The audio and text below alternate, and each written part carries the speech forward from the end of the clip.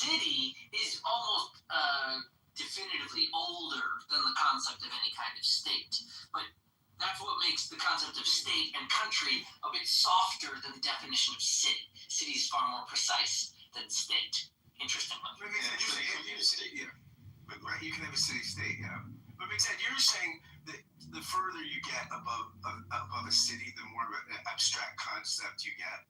Well, it's technically like a philosophical, etymological, anthropological, historical question. Cities are the real history of like human mass organization, right? When they were out in the hinterlands and tribal plains moving nomadically, that was never a state. That was never an organization of any such size. Like maybe they had armies, I don't know. But like that was not over a particular region until you get to state era. They don't have that like conception of like beyond that until after cities come first. First, they have an idea of the cities, these big like hubs where a bunch of the people are, main streets, commerce, farmers trading their wares, and then like that commerce produces enough wealth that you get centers of authorities. So the cities often seats of power older than a state or country, which is shifted. It hasn't always been a state or a country. Sometimes kingdom or land or regions or realms. All of these are vaguer terms. Like city has been kind of stable as a term as far back as we've been using it. State and country have shifted a bit as we've defined the right of states or monarchies to exist more recently, historically. So, like, it is a fun question. Does a state have a right to exist? Before you ask whether a state has a right to exist, you got to say, what is the state? City's a little easier. Like, you can really isolate the regions geographically of a city. State, the borders are going to shift. Their names are going to change. Their languages will change. Sometimes they'll end up on a different part of the globe. You'll get a New York and a New Jersey. States are tricky. I think that states are actually just like the similar definition to the city, but just larger, right? Before that, they were more so empires, and empire, at least in the Western sense, the empires decided to isolate themselves instead of spilling out and spreading and creating conflict with each other. They decided to create a more clearly defined border structure to encapsulate their territory and their power and their legal structure and their municipality. Yeah, and I think, at least, that the concept of city and state are contrasting from each other. They're both different conceptions of the development. I think city is a little bit biological and organic, harmonizing other people, and then that results in a general kind of domination over the regions nearby beyond the actual, like even if you were to define these exact borders of, say, London, you're still going to say beyond that, this thing is having an effect on it. And you're going to say that there's some broader notion.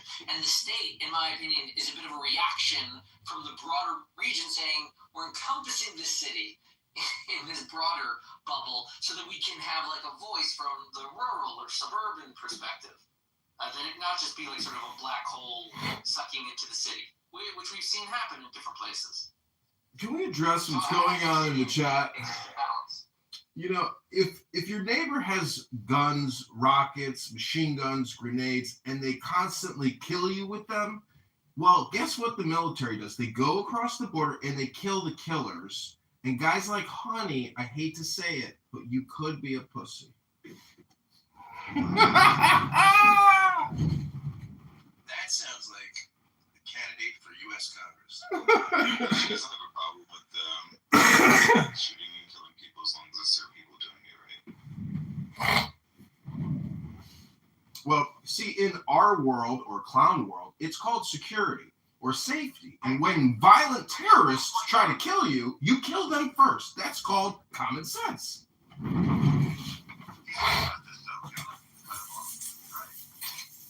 And what's weird is that when somebody says genocide, okay, what's your definition? The intent to wipe out people. So I say, well, Hamas put it in writing, and then they did it. Then they leave the room. Because the facts are right in their face, and they're indisputable. And I'm sorry about the niece, but again, if you have a spin, and somebody counters your spin, and that makes them uncomfortable, then they leave.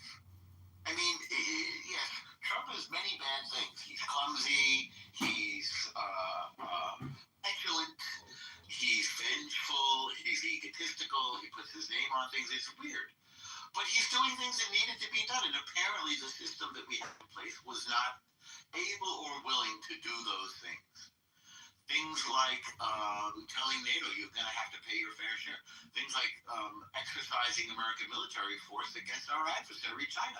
The war in Iran is a war against China's proxy. The Islamic Revolutionary Genocide Corps is China's proxy. And we had to give them a big kibosh because China is watching us to see what they're going to do about the Strait of Taiwan. That's what this is all about. And it's hard for some people to think, Hormuz. Yes. Iran has tried to close Hormuz before. And to reduce this war to one narrow strait is to miss the bigger picture, which are the nukes. The big picture is the nukes. Yeah,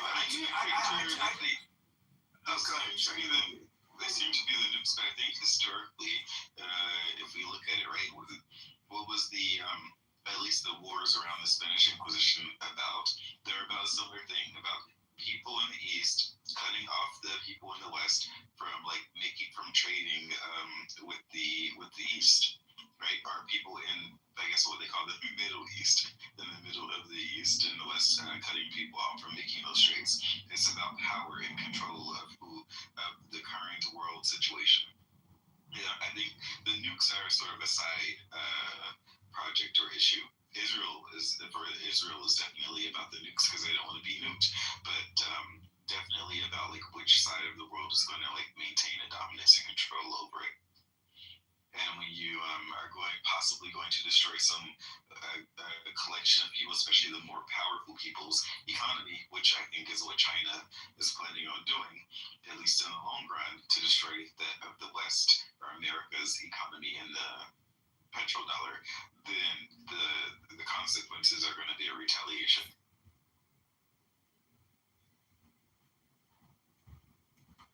I do want to say, Norm, I don't think that the rationale for the war is as clear as you're making it. I think that, Bill Maher said, couldn't all the reasons that have been given be true to Josh Shapiro? And Shapiro said what he would have done differently is come on the front end and be really clear. And I think the administration has not done that. Now, you could say that's just Trump, right? I mean, he sort of acts first. And I remember that in the 2016 debates when they were asking Trump about gun rights. And they said, that you have to give people due process, with gun rights. And Trump goes, I think you get the guns and give them their due process later. And that's how he thinks, right? I mean, I don't think he has a conception of what constitutional norms or rights are, or what the liberal tradition is. I mean, he's just, you could say, as you said, he's a man of action, man of destiny. I mean, yeah, that may be the case, but I don't think he understands traditional I agree with you. conceptions. I mean, if I remember correctly, at one point he said that he's the president, he is the Constitution. He says crazy stuff. There's no question about it. But the point is that he's doing things that have needed to be done for a long time. We should have done this to Iran a long time ago. We tried to, what's the word I want? I want to make a verb out of Appeasement. Appeasement. Diplomatize them out of it. Negotiate. We tried to negotiate amendments for decades. We did the same thing with North Korea. Jason mentioned here. We tried to talk North Korea out of having a bomb. It didn't work. And it didn't work with the Islamic Revolutionary Genocide Corps. It ain't working. Meanwhile, I mean, one of the big triggers of this war was the people rising up in January. That was a big thing. And then the fact that all the mullahs were going to be in one place, we could kick out the supreme leaders. That was a big blow. That was, in a sense, a regime change. Because it's not the same, by the way, it's no longer, run by a religious leader. Now it's being run by, the Speaker of the Majlis, which is their parliament. So yes, the regime has changed. They're in disarray. They're running around it's just weird that the reasons are so clear. The reasons have always been no nukes. And the fact that people won't accept that is puzzling to me. Like, why can't people say that the reason is no nukes? Everybody knows that that's the case. Why can't people say that? Well, it's because they constantly say Zionists, murderers, genocide, apartheid. It's because they have all the negative linguistics, but they fail to understand that if Iran got a bomb and they wiped Israel off the face of the earth, the truth is, these people who say they don't care about Israel. They don't care about the Jews. They would be happy to see the Zionist genocide state obliterated because they themselves are obnoxious, terrible people. That's the truth. Well, you can your argument when you throw in obnoxious, terrible, but what you say is true. Honestly, that strikes me as a really kind of fun movie. I'd like to do a sort of found footage video within a pro-Palestinian college campus encampment, responding to and witnessing the nuclear detonation of a bomb in Jerusalem by Iran, and then I just want to see the conversation. Well, then you get. Wouldn't that be a great Mixel, what do you think dinner with? Camera phones that are at the event? Wouldn't that be fun? What do you think dinner with Andre was all about? You didn't understand what dinner and Andre was about. So this is how you set it up, Mixel. So you call them in to do an experiment, right? You say, we're going to test it. And then they say, hang on, breaking news. We have to stop the experiment. You think I do a prank on groups of people and I film the results every time? That's pretty smart. I agree with you. That could be done. It could be done. You're right. It could straight up be done 100 times. Okay, I would do this with you. That would make money, dude.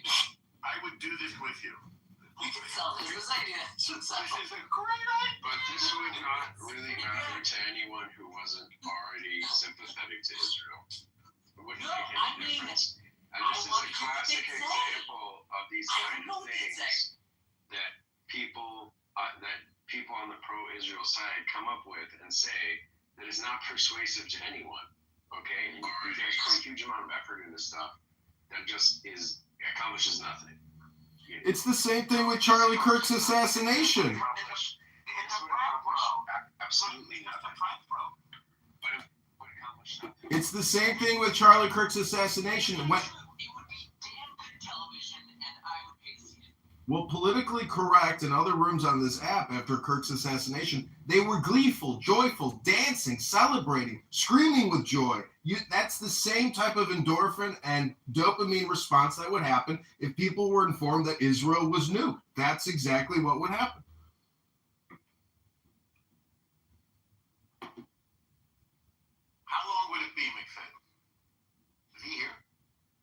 I'm still here, yeah. What happened to Spot?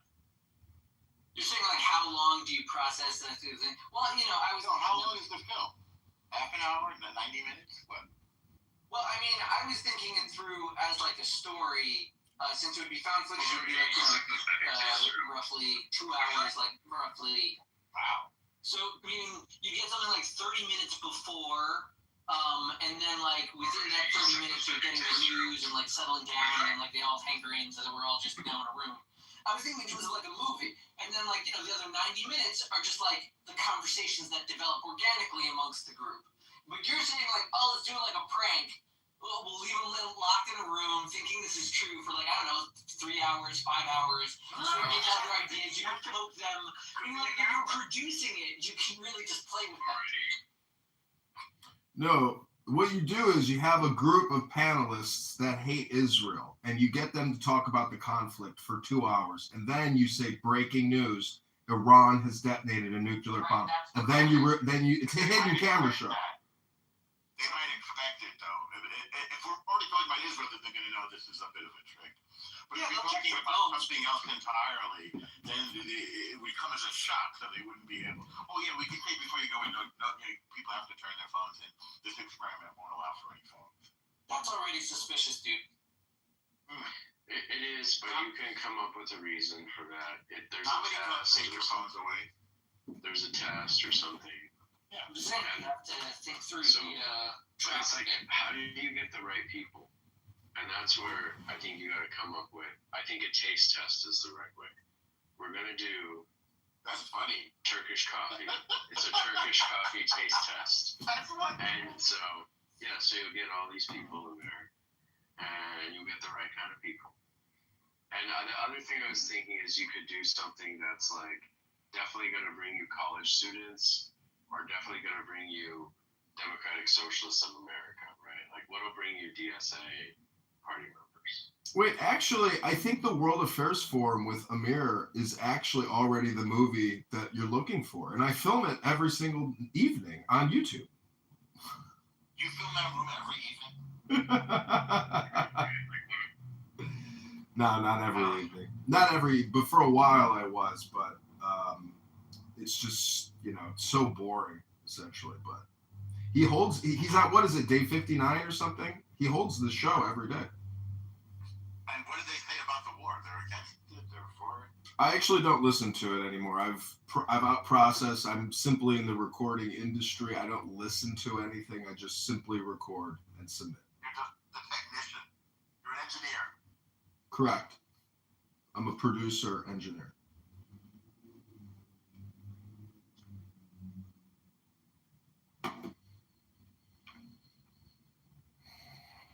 What I don't understand is why, people come in so hot on Trump and say he's a pederast and a cannibal. I mean, are they completely delusional? Like, have you seen any evidence to suggest that he was involved in any of this type of activity? I have not.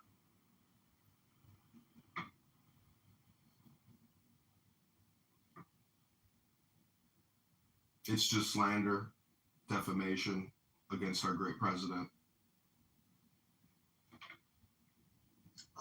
Norma, are you familiar with the prophecy that the current Pope is the last Pope? The 112th Pope. Are you familiar with this?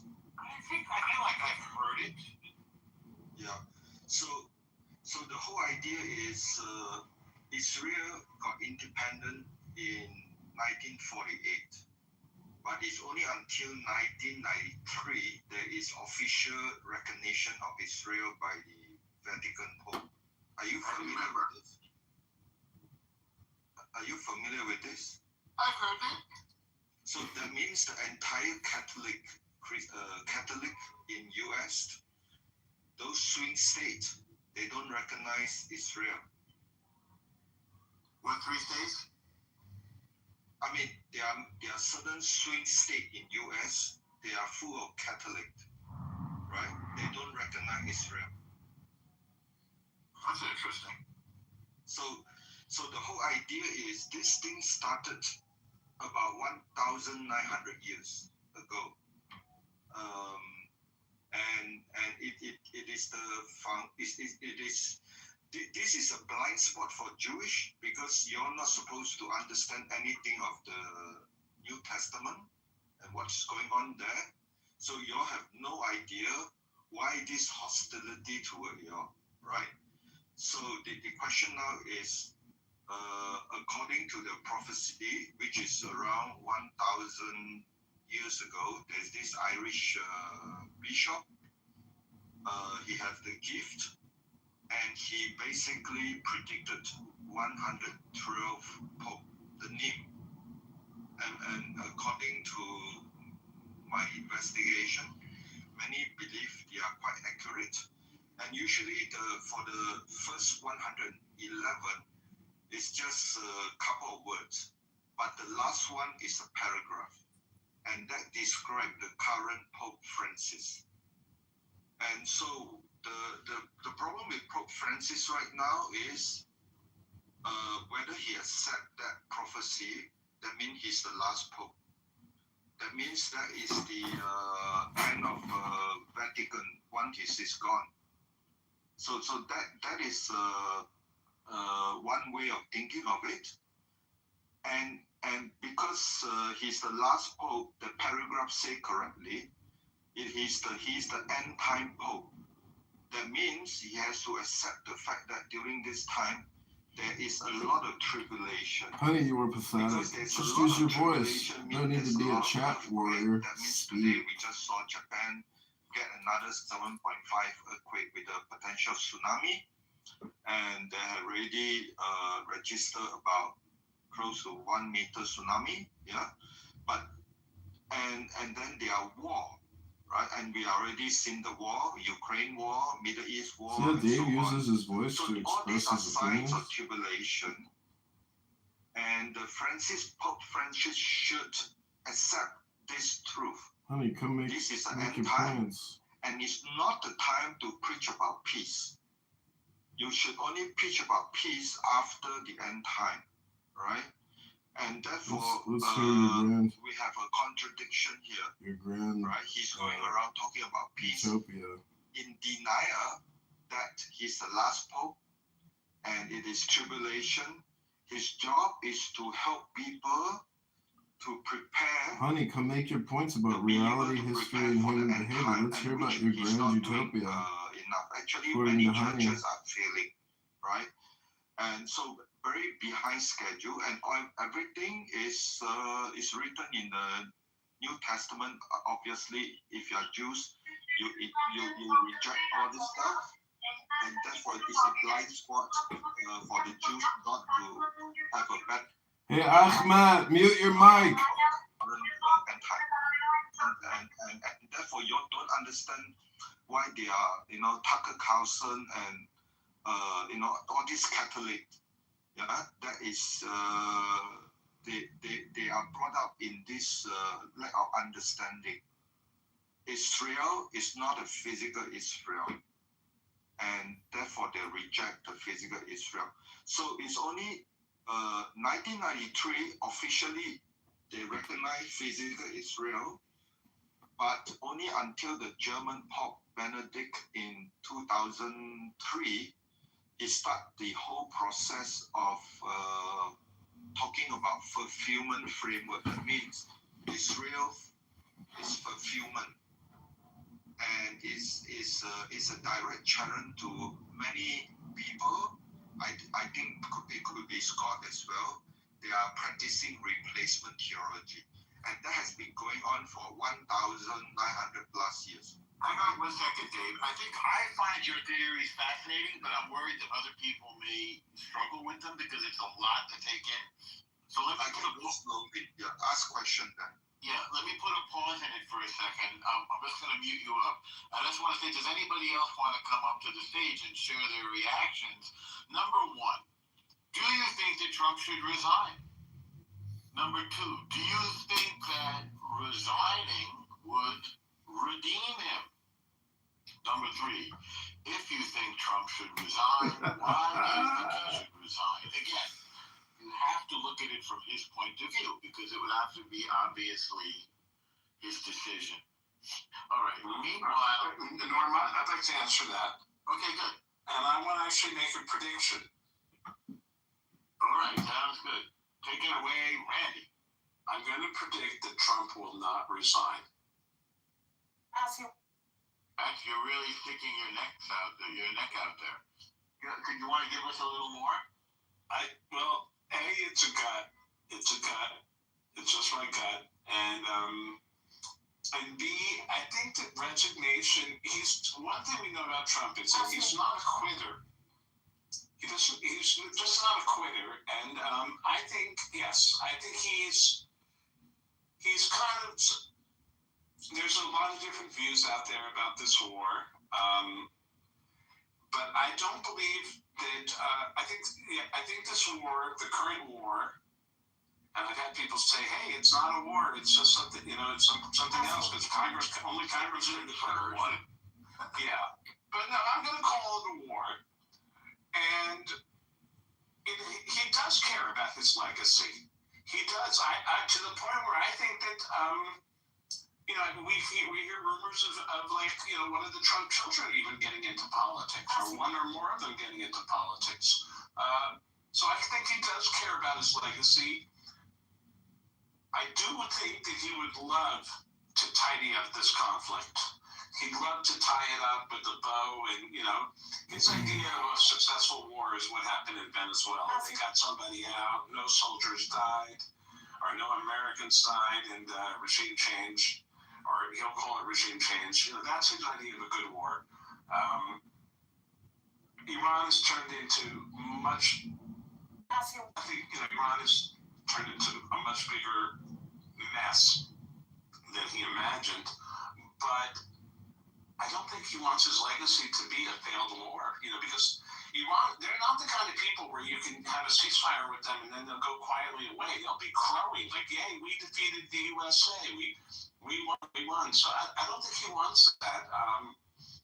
I think he's going to, he's looking for ways to get out of this with as little mess as possible, but I don't believe that resignation is on the list of options for him. I mean, I think bombs the hell out of the Islamic Revolutionary Genocide Corps and gets out of there. I mean, we certainly have the mother of all bombs. There's more that could be done. Mm-hmm. He wants to win the minds and hearts of the people, of the American people and the Iranian people. He wants to be the hero, and I think he's carefully calibrating. Sure, listen, look over in Russia, Ukraine. Do I believe that Russia is holding back firepower? They have. Have they really delivered everything they possibly could in Ukraine? No, I'd say no. I think they've held back because they still want to win the minds and hearts of the people.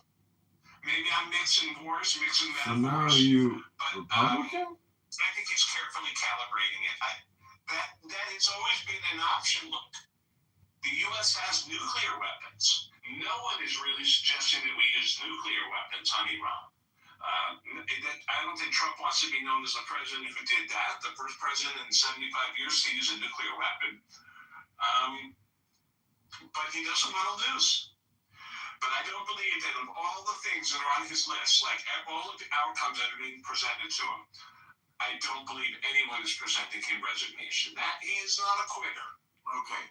So that was a sort of a spiritual redemption thing. I just want to move it around and make sure, there's a lot of people in the room. Does anybody else want to come up and talk about whether Trump should resign? Why should they resign? What's that, Johnny? Johnny boy? Allahu Akbar? What you should do is... Hi, Randy.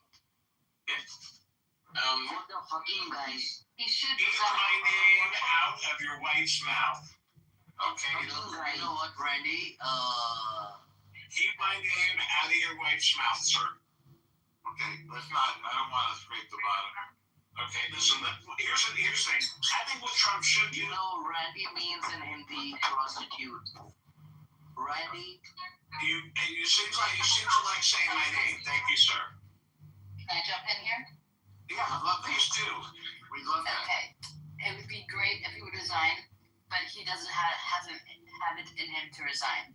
He will go down screaming the same way that the Islamic Republic will go down screaming. Neither of the two are willing to give an inch. Neither of the two will resign. If Trump resigned, it would be Vance. Would that be better? I mean, I think Vance has more experience, but I don't think it'd be better. I think all three who are in line to become presidents wouldn't be better. I think we're in a really bad state right now, and I don't know where we're going to go from here. And if Trump uses the nuclear bomb or flattens Iran, the people in Iran are not going to be happy. Right now, we've killed to the top supreme leaders, but now the IRGC is in charge, and they're far worse. Same way as the MEK would be far worse. So we're really in shit right now, in my opinion. Now, you're maybe the only person this morning, one of the few people, period, who understand that previously was a theocracy, the theocratic layer, that's hard to say, the theocratic layer has sort of been eliminated, right? It was the supreme leader and the mullahs. So now we're in a slightly different position. Could you help us to understand who this Islamic revolutionary, I call them the Genocide Corps rather than the Hardcore, the IRGC, but could you help us to understand what is this IRGC and why is it even worse than where we were before? Well, I mean, I don't know for a fact because I don't know exactly. I think Arash would know more, but I think a lot of people in the IRGC are not actually Iranians. Neither were the supreme leaders. But they don't give a shit. None of them give a shit about Iran. Who are they? They could care less if Iran was bombed. Are they from Africa? They don't care. They don't care about the country. The people do. And the people want this regime to change. They want the supreme leaders gone. They want the IRGC gone. They want their freedom. But I don't know how they're going to feel if a nuclear bomb is used. I mean, how would we feel, right? Let's back away from the nuclear bomb because hi, brother. Nobody wants to use a nuclear bomb because that's going to start a nuclear war at the end of the world. So let's say we stop short of that. But we are talking now about escalating. We've moved tons of troops to the region, and Trump is governing under what is known as the madman theory. Maybe you knew this, Hope, which was originally pioneered by the great, and I say that ironically, Richard Milhouse Nixon, who Kissinger would go around saying, listen, I don't know about this guy. He's a little crazy. He'll do anything.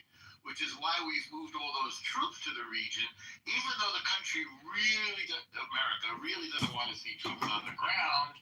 But, the idea is, well, Trump will do it anyway. It's his last term. And Trump is capable of escalating the devastation on. One second, brother. Trump is capable of escalating the devastation on Iran. Do you think we should escalate, Hope? I mean, I think the only way we can get rid of the people that are there now in charge is to have troops on the ground. I don't think bombing the country is the way to go. All right, now hang on, because Cass wanted to speak, if that's okay. I'll just move it around, because you seem to have something. I'm not put you on the spot, too, which I apologize for. Cass, what do you have to do? Trump resign. Why would the greatest president in American history resign? That's one.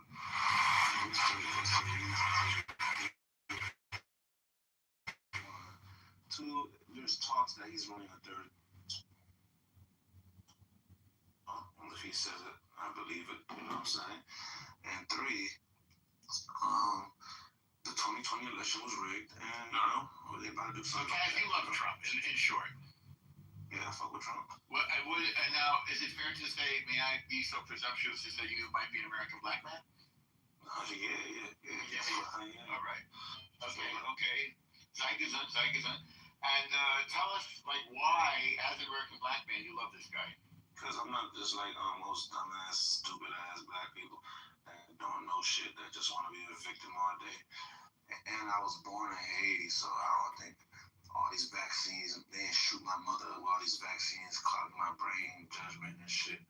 But yeah, I fuck with Trump because I see the good shit he's doing. I'm logical, so I resonate with logical people. Why wouldn't you need an ID to fucking vote? What sense does that make, If somebody doesn't like that, then those people probably cheat and try to cheat during the elections.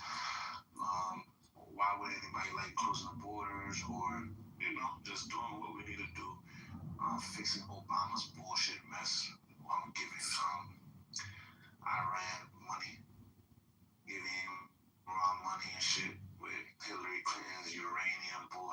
we didn't give Iran the money. We gave Iran the money that belonged to Iran. It didn't go to the people. It went to the government, but it's money that belongs to the Iranian. Listen, here's the thing, right? It's hard to tell. People love to say that it belongs to Iran. Like, bro, it's like that's the most. Dude, I'm Iranian. That money belonged to the country. It belonged to the people. Listen, bro. If Listen, I have money, bro. if I have money, right? If I have $100 million and I owe you money, and you're talking about you're gonna kill me, right? It wouldn't be best to give you the money, you know? One, and plus the thing you don't understand about this deal is these people that funded back the money, so they paid Iran money, and Iran just paid it back under the table just to pay corrupt government politicians, bro. Y'all don't know what's really going on. You know what's really going on? Yes. I don't know. You listening to be able to my thing is very eloquently. I don't know. I'm just distracted right now, but if you think that if you think what's going on a surface level is what's actually going on, you're somebody we call sheep. You know, you guys believe in surface level. You guys always believe in the story you're being told, but have no discernment to understand what's actually going on. And I really, you people should stay out of politics, because when people argue with you guys take something like, oh, it's Iran's. Are you people? Yes. Do you mean white people? No, just any. It doesn't matter the race, bro. I'm not talking about race, bro. It don't matter the race. It's anybody that, for example, we owed Iran that money. You'd have to be a dumbass. We didn't owe them the money. Oh my God. Oh my God. We That means we owed them the money. That means we owed them the money. No, Were you correct? No, it's money that belonged to them. So that means we owe you the money. That means we owe you the money. If you want to play semantics, we can stick on this point. That means I owe it to you. If it belongs to you, I owe you that money. That's what that means. We speak English, don't we?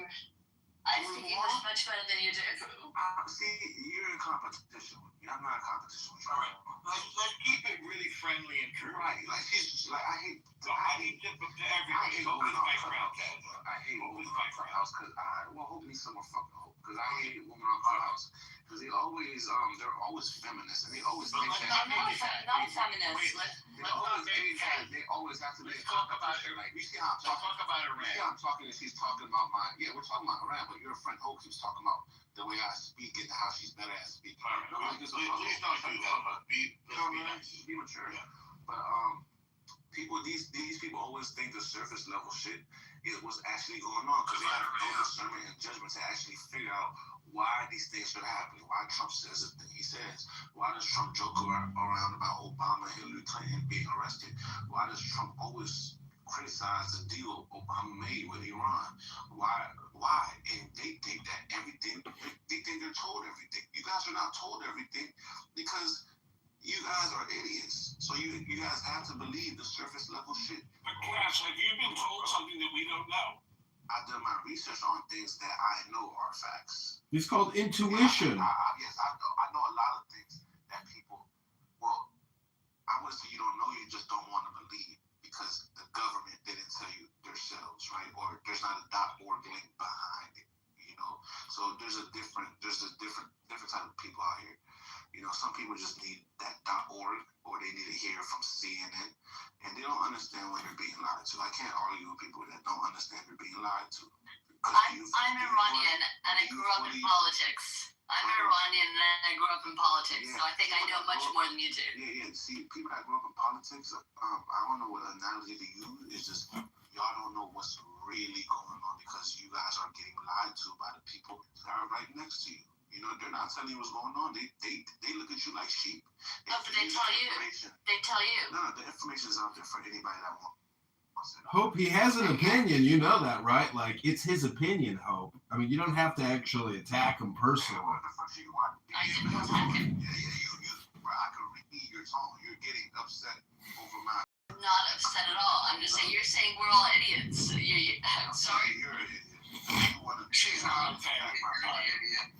You want to say my point, so Okay, let's not do that, guys. That's very low level. Let's go high level now. I want to move the mic around a little bit. NPC, non-playable. Cass, thank you for your contribution. Hope, thank you as well. But let's have no infighting, you children, or I'm gonna have to stop the car. Don't make me stop this car. All right, non-playable character. We're all on the same team here. That's what I was gonna say. I wasn't attacking her first. Okay, I know that. I know that. All right, the NPC, non-playable character. Would you like to weigh in, sir? Sure, sir. You stupid. So Why you call me out my name? your black accent is so. It's actually offensive how not black you is because you don't even sound black. But I'm not black. Why would I sound black? Anyway, I'm offended on behalf of Trump because all Trump did is listen to you and your people. He's controlled by you and your people. That's all. And now you want in the conversation. He's controlled by me. Yes. I want $1 billion. Give me money, Trump. You already have $1 billion. Hallelujah. Okay, I want another. So tell me why you have an issue with him, because if the Jews have an issue with him, then who? If the Jews have an issue with him, then who doesn't? Like, he's been doing everything for you. How do you control him, by the way? What's your theory? My theory? Yes. My theory is that Trump probably listens to people who he's close to, and the Zionist lobby is closer to him than shit is to stink. Like, it's just. How did they get so close? Well, they married his daughter. That's number one. They married his daughter. Wait, and then they also gave him money. Hi, this is Ethan from. And then they also tried to assassinate him a few times. But Everybody. Whoa. So he likes to do what people who assassinate him tell him to do? he's afraid of. Donald Trump understands that he's not the most powerful person in the world. I have a question for you, bro. If the Jews are so powerful, how come 6 million of them were killed? No. Which what do you think? 5 million? A couple hundred thousand, maybe. Yeah. But that was one point in time in a certain country, in a certain society. It happened in about 10 countries, just so you know. You know, the Holocaust happened across not just one country: Poland, Russia, Germany, France, Romania, Hungary. If you believe that, Jews were killed all over the place. It wasn't just one country. You know, you come here, you got to know your history if you want to fuck with us. All right. If you drop out of school, then you're going to be at a disadvantage in this conversation. Let's move it around. Jason, did you want to remind me? Common sense slavery was a choice. I disagree. I don't think it was a choice. I think it's worth pointing out that, you know, the Jews bounced back after that happened. And they, you know, took over again. If the population is still worldwide, not at the level that it was in 1939. No, I mean, that's true. That's true. The population is less today. In the meantime, Palestinians went from 500,000 to 5 million. So they bounced back to controlling the world again, right? Did they? Yeah. Really? The world? Not even the U.S. You're going to say the whole world now. We use a Ouija board, Randy. Yeah. Wow. We use a Ouija board to control the world. I mean, you think people would be embarrassed by these, to say these things, but they say them. Randy's being ironic. All right, I don't know anymore. What do I know? I'm trying to work, and here I am getting distracted by this stuff. Kaz, if you don't think the Holocaust happened, I really encourage you to go to a library today. Go to the history section and find a picture book. It's in the pictures. It's fully documented. So there's the problem. Why do you think Germany been paying reparations or did pay reparations? Oh my God! Speaking of reparations, where's I our money? understand nothing, bro. You guys don't even know how World War II started, bro. We want reparations for Okay, how did it start? World War II. How did it start? So basically, right? The Soviet Union massacred a whole bunch of Polish people and blamed it on Germany. Germany was the one that reported that shit, and then the U.S. just didn't believe Germany, and then they made propaganda that they blamed Germany when Germany's the person that reported it to everybody. They're like, damn, they murdered all these Polish people. Germany reported it. That's what the United States blamed it on Germany. That's why years later, the Soviet Union, they admitted to doing that now. Let's get back to it. Yeah, but let's get back to it. But basically, yeah, bro. Trump knows what he's doing. These people don't know what the fuck they're talking about. And you can't say because he's helping Jews. Not all Jewish people are bad, but the bad people are Jewish, you know. But not all of them are bad, bro. Yes, the cause of all the world's problems are the Jews, essentially. But not every Jew is responsible. You know what I'm saying? So I stubbed my toe yesterday, and I'm pretty sure it was the fault of a Jew. And it still hurts, by the way. And I want reparations for that. All right, now, what do you have to do? How would you like to weigh in now? You just skipped over me. Oh, I didn't see you. You can go next. Elle, do you want to go or you want Tadana to go first, Elle? I would love to hear the Tadana go first. All right, there you go. This is some highbrow conversation. Yes.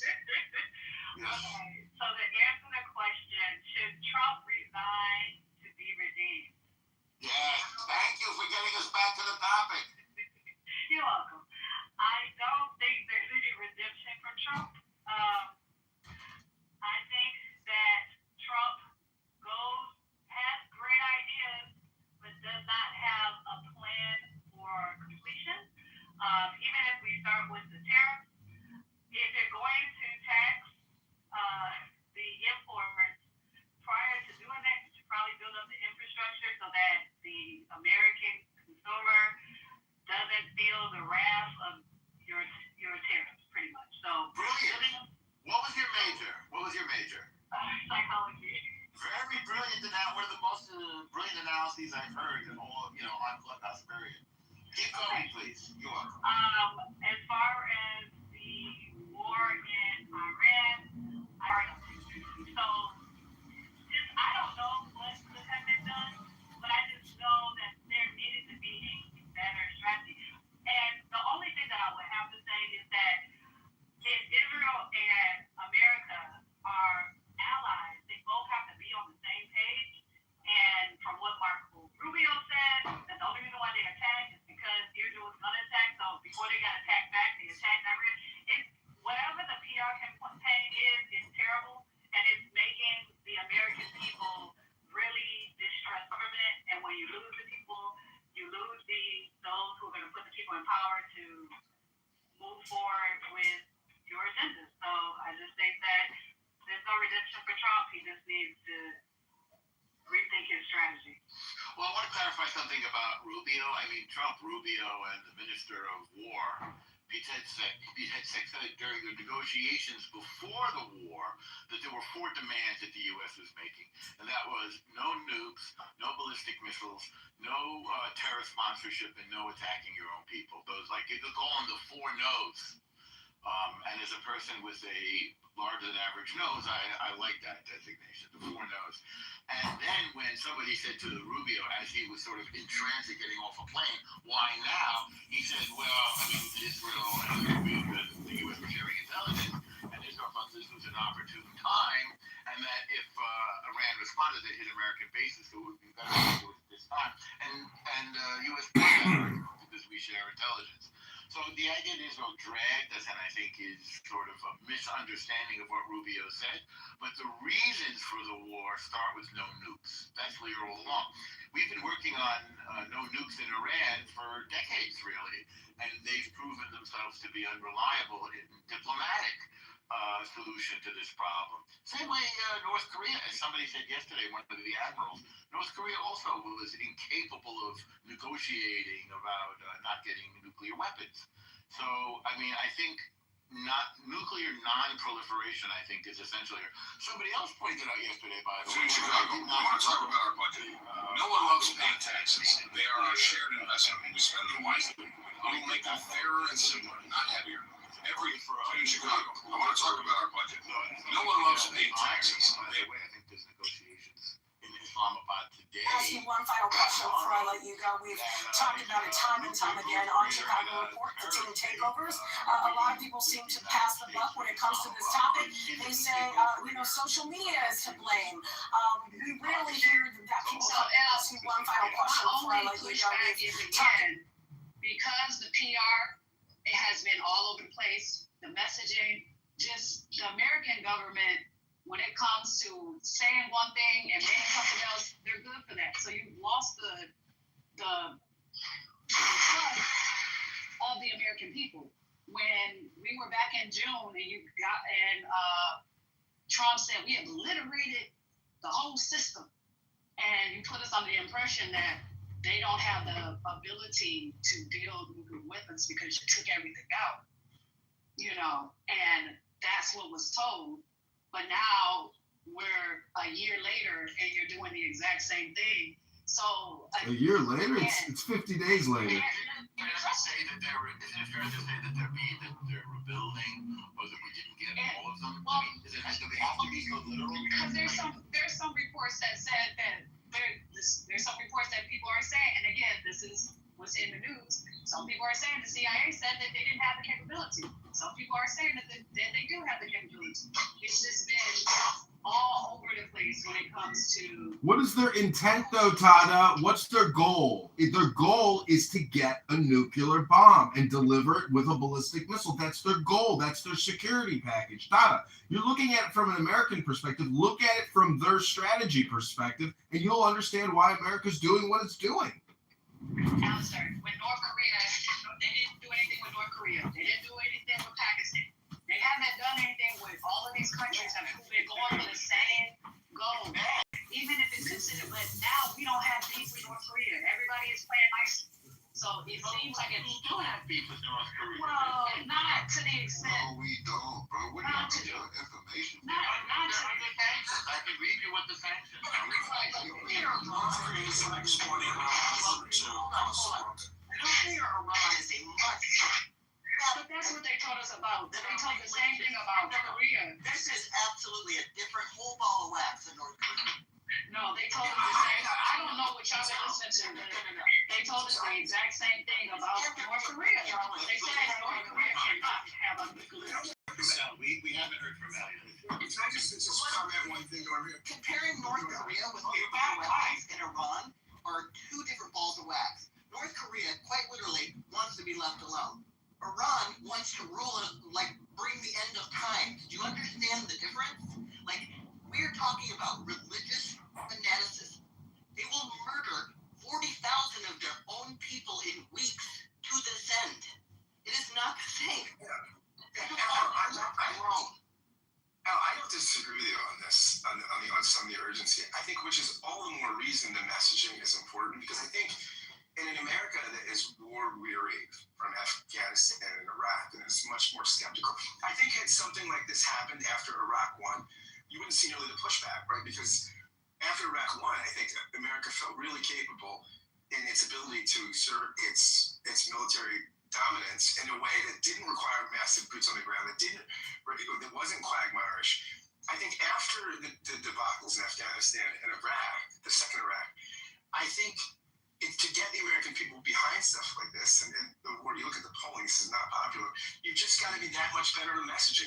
And maybe you shouldn't have to be, right? Maybe people should be less emotional. Maybe they should have more rational memories, but we don't, right? And so I think this is what the limits of Trump are. And as Norma said, he's maybe the man of destiny and things, but when you message poorly, when the reason constantly changes, it doesn't seem urgent. It seems chaotic. And I think that the administration has some responsibility for that, to clearly communicate and rally the populace that's, again, really skeptical of intervention. And part of the reason Trump was elected was because he ran as the guy that was not interventionist, right? Twice. And so, and he can change. Yeah, but Iran has always been on his radar, in particular, and every administration before him. This is I'm not denying it. This is brand new. That's the trouble. You got to be persuasive, and he's not persuasive, and that's part of it. I also think there is a faction of people that, he could end cancer, and it wouldn't be good enough. I really do. Sure, but the level numbers. But Iran has always been our enemy.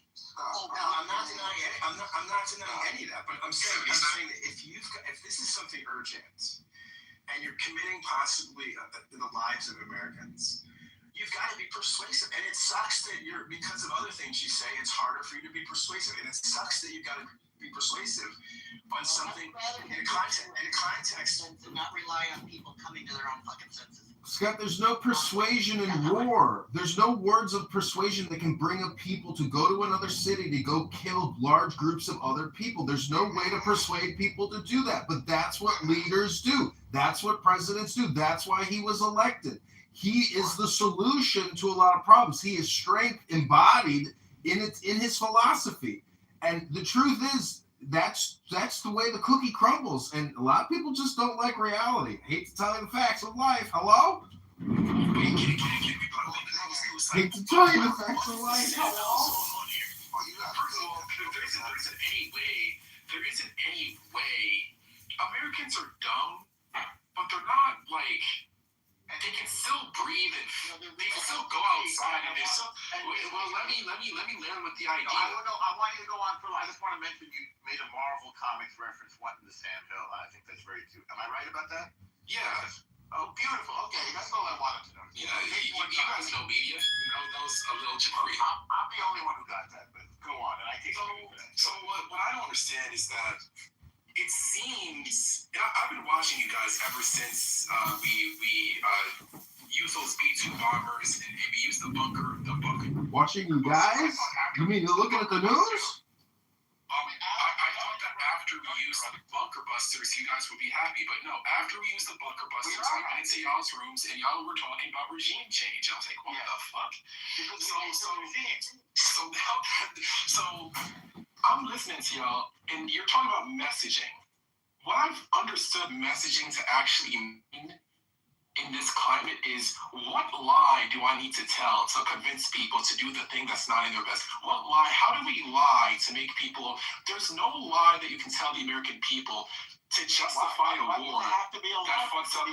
There's no lie that you can tell the American people that are going to make the American people, both Republican and Democratic and Independent, okay with increased energy prices for things that don't benefit them. There isn't any type of messaging that you can use that's going to, because Iran isn't close to a nuclear weapon. We didn't. So what excuse are we going to use now? What excuse are we going to use to fuck up the world's economy? What excuse? According to who? According to reality. No, according to who? Americans are not going to believe lies so that we can justify fucking up the economy because Israel wants to do stuff like it does. Israel. You are nobody. You're making up. Hold on, Trump is in a position of power. Why you got Trump in a position of power right now? Proliferation of AI, science, and nuclear come-ups. They all say the same Science and Islamic terrorists crazy, but nobody here understands what can't it be means. allowed to exist. Right? The West This is the is missing Americans, not like crazy. This is the missing messages. Why? Because to understand that, it requires a lot of understanding which the media fail to deliver. Both sides, Fox News and the Democratic side. Nobody talk about this. This crazy religious ideology that distinguish North Korea and Pakistan from the Murrah regime. Point. Period.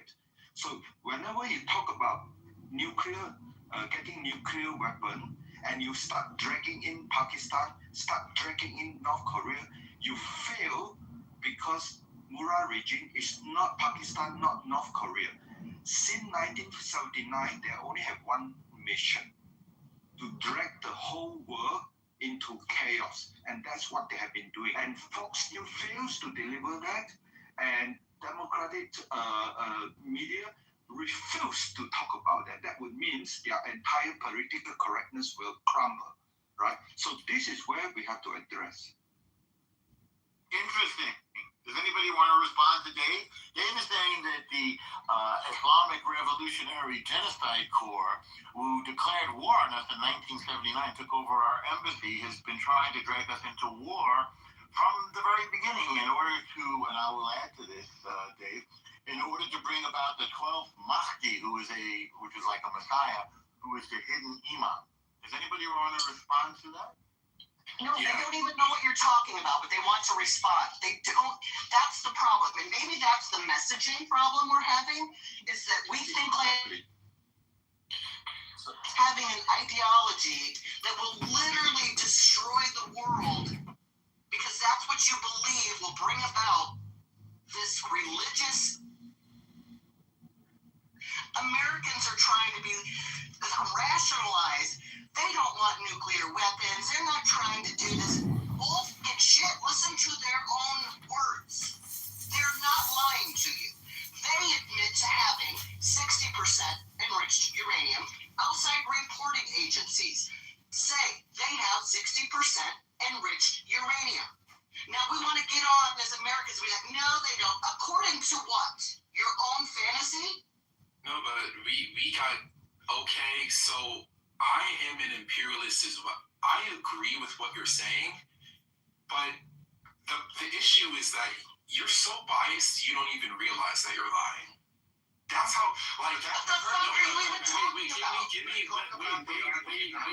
Let me tell you the manipulation that you're undergoing. But you think So do you think their own words are lying? Their own words. No, the thing is that you're actually. You literally don't know what you're talking about. I do know what I'm talking about. Can I disagree? Wait, both of you, hang on. Let's not make it about the person. Let's make it about the content of the argument, okay? I think that I'm speaking towards the argument. I don't know this lady. I'm saying that what she's saying, there's no narrative where what she's saying. Do you understand their theology? Can I tell you why? That's just a basic question. Wait, can I tell you why? That's a yes or no. It's not a yes or no because I just want to be able to tell you. I just want to be able to tell you the reason why I disagree. And then after I tell you the reason why I disagree with what you said and why I feel like what you said is manipulation and it's not even coherent based on a mainstream. All right. So a year and some change ago, I'm saying the reason why I disagree. I just want to be able to land facts over feelings. A year ago and some change, they said that they were enriching uranium. I think that they were enriching uranium. There was other evidence that they were enriching uranium. It don't make sense if you're using it for civilian cases. Like if you're enriching up to 60%, the only reason why you enrich up to 60% is to get to more than 60% so we can weaponize that uranium. Okay, so guess what our government did? Our government sent over B-2 bombers. And then we said,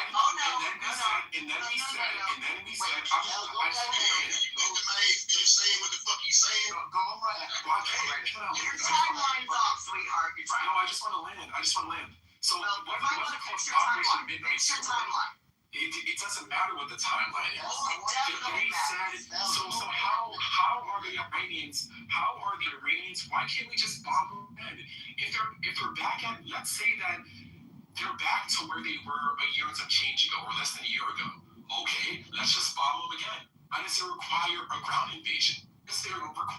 We haven't done a ground invasion yet. Why is it?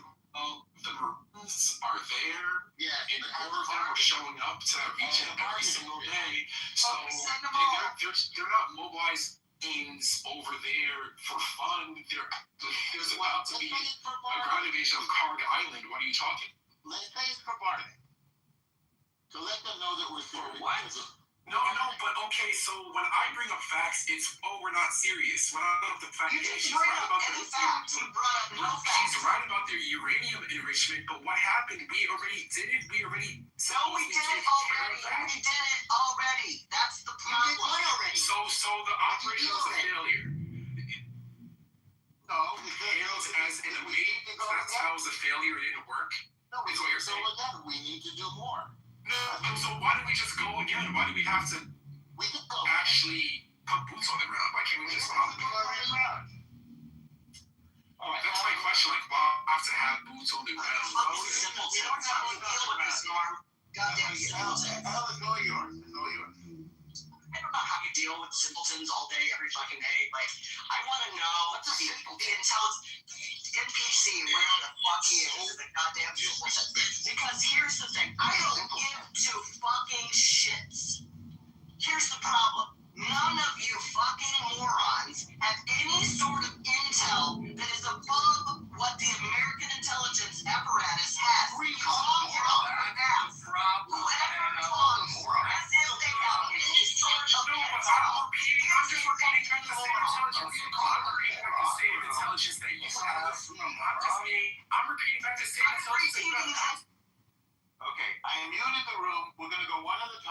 see you went. Please, Elle, you take the mic.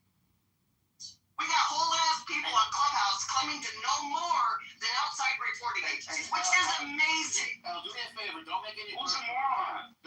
Never mind that. Yeah, who's the moron? Anyone who claims to know more, anyone on Clubhouse that claims to know more than outside reporting agencies. And if you put yourself in that camp, that's on you. You said someone's a moron and someone a moron on Clubhouse.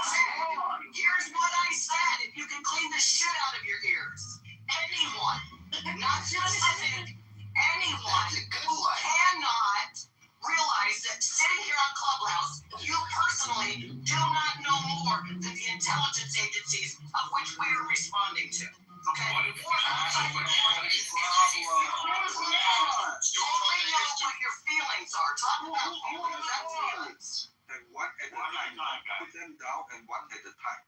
Thank you. Right. So, Elle, did you finish or want to keep going? No, what I was saying was, before people got all in their feelings, which is amazing. It wasn't nice. Oh my God. What nice? Are you nice? Is this nice? Should we talk nice?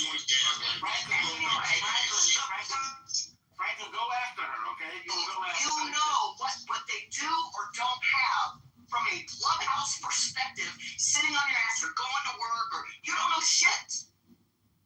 None of us. But I'm going to rely on the fact that our intelligence agencies do know. About the truth. Why do you rely on the intelligence agencies?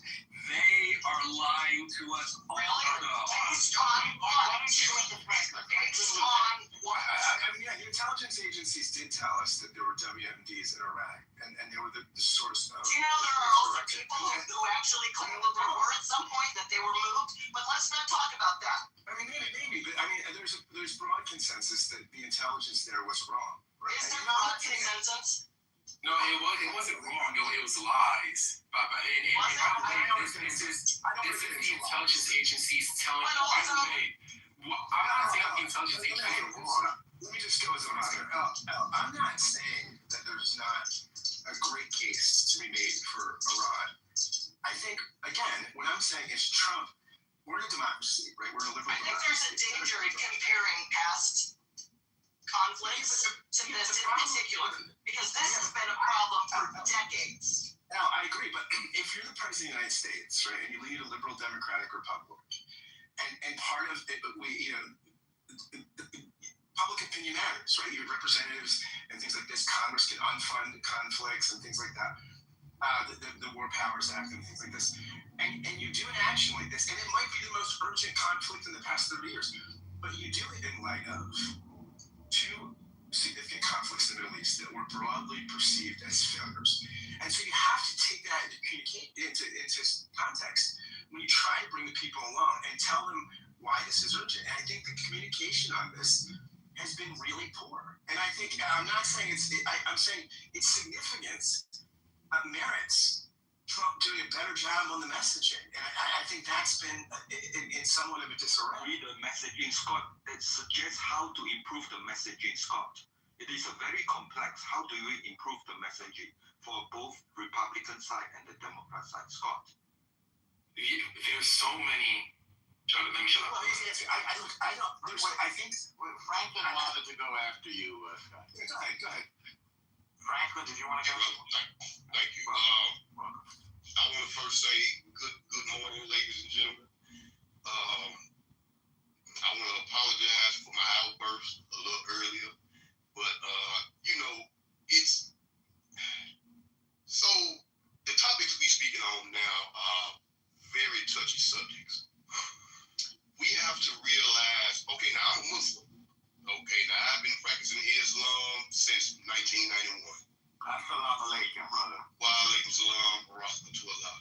So what now from my perspective, my personal perspective of what it looks like Israel, the Jews, the so-called Jews, and the U.S., the so-called Christians, are attacking the Muslims. That's what it first looks like. The so-called Muslims, you mean? Well, okay. Holy war. Okay. Cool. All right. Now let him go. please, David. Franklin's I ride with it. But we have to realize that even back in the 70s, it's always been something with the Middle East and the U.S. It's always been something. They have always labeled the folks in the Middle East as terrorists. That's a known fact. But we don't see them over here attacking the U.S. It's always someone is invading their territory. But so-called Franklin, you know about 9/11, right? Of course I do. Okay, well, I mean, that was done by so-called Muslims. Okay, but check this out. Now, and I'm glad you mentioned that, because to show you how I'm glad you class. Yes. So, to show you how that was some bullshit. So, the government said that they didn't know anything about it, right? That this was supposed to be a surprise attack. How come the planes went into the towers that all the Jews had called in sick from both buildings? Well, they did. All the Jews.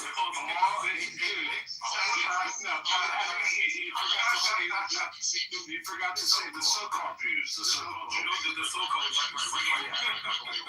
Okay, right. So-called Jews called in sick. Well, wait, Franklin, do you know what Cantor Fitzgerald is? Who? Cantor Fitzgerald. They're an accounting firm. Interestingly, the former CEO of Cantor Fitzgerald is in the Trump cabinet right now. Cantor Fitzgerald is a accounting firm. You maybe can tell from the name Cantor that it's made up largely of Jewish people. They were on the top floor of the World Trade Center, and they were all wiped out, including the brother of Harold Lutnick, who is now in Trump's cabinet.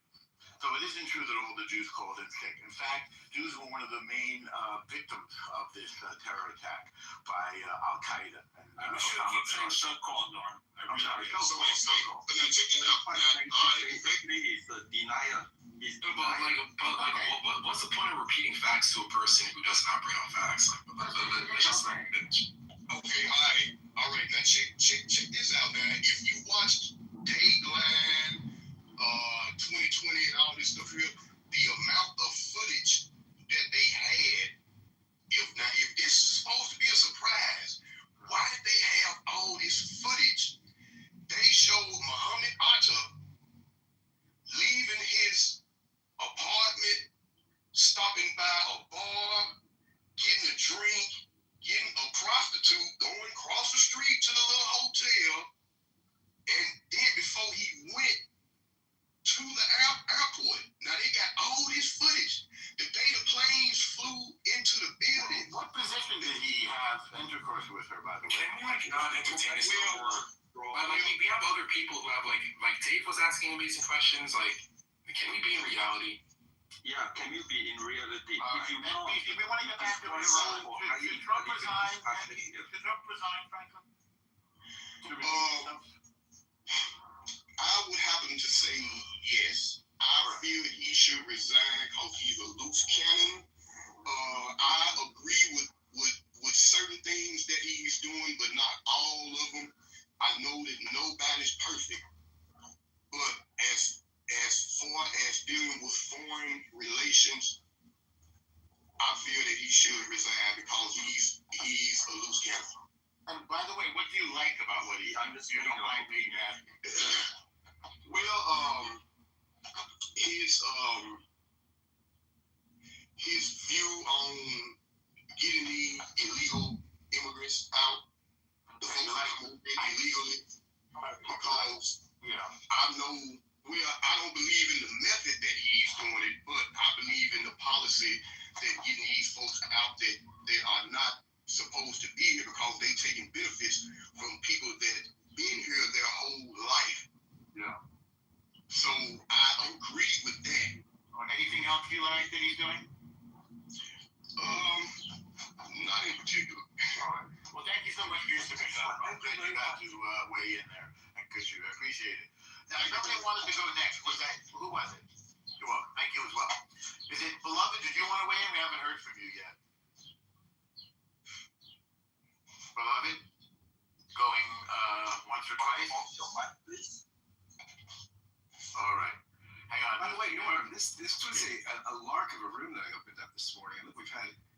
We've had 1.2 thousand people come to the room and 69 people now, all wanting to weigh in on such a provocative article. What an interesting turn of events, my friend. Great title, Scott. Appreciate your messaging, which Scott talked about. Can we talk about how to improve the messaging, right? So, as I say, the root of the problem is majority of American has no clue. There are two fractions of Islam called Sunni and Shia. Okay, and Shia is 15% and Sunni is 85%. And since 1,400 years, Sunni, the 85%, has been systematically trying to eliminate the future prospect of Shia. And for the minority Shia, 15%, to survive, they have to do all sorts of unimaginable survival skill. One of it includes taqiyya, that means to lie and to tell everybody, I'm not Shia, I'm Sunni. That is point number one. Point number two is they have to prepare for the time when they can totally overcome the 85% Sunni by having this end-time ideology. So this end-time ideology is 1,400 years, and it has been their primary objective to overcome the 85% majority. If you are American, you don't understand this, you will never understand what is hell going on in Middle East, period. And that is the root of the failure of messaging on the Republican side and the Democrat side. For the Democrat side, everybody is equal, and we have to be non-racist, we have to be political correctness, and we have to be afraid to be called Islamophobia. That means you will never learn the truth and the language of Middle East to understand how Middle East is causing the worldwide problem, period. Yeah, but in order to get to accomplish a goal, you don't necessarily need to educate the people entirely, right? We know this in America from all the other politicians that came before this one and his administration, right? All you have to do is have the trust of the people, and that's what's lacking. So messaging or not, if you don't have the people behind you, it doesn't matter what you fucking say. They're gonna focus on their needs at the time, right? Yeah, but Xerxes, welcome to America. Shia, Sunni, but he's talking about what the American people will do and support, right? But part of gaining support is having the American people understand why we're even there. And that is lacking. I don't know how that gets out. I honestly You can't influence our mostly because we are so divided that people was far less supportive of bombing the fuck out of Libya. Why did we do this? I mean, we literally decimated that place. Why? I still don't know. Talk about messaging. It's not just America, it's Europe too. This matters a whole lot more. If you ask me, this is a whole lot more America first. It matters a lot to you. World War II. It matters to you because it affects. No, it matters to the world.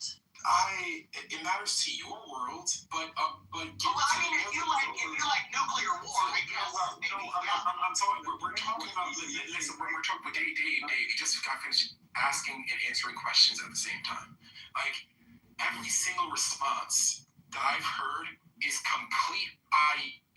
Nothing is grounded in reality. What I mean by reality, really nothing is grounded in reality. Yeah, that's projection at DC. Are you projecting right now? You're projecting. Actual responses. I muted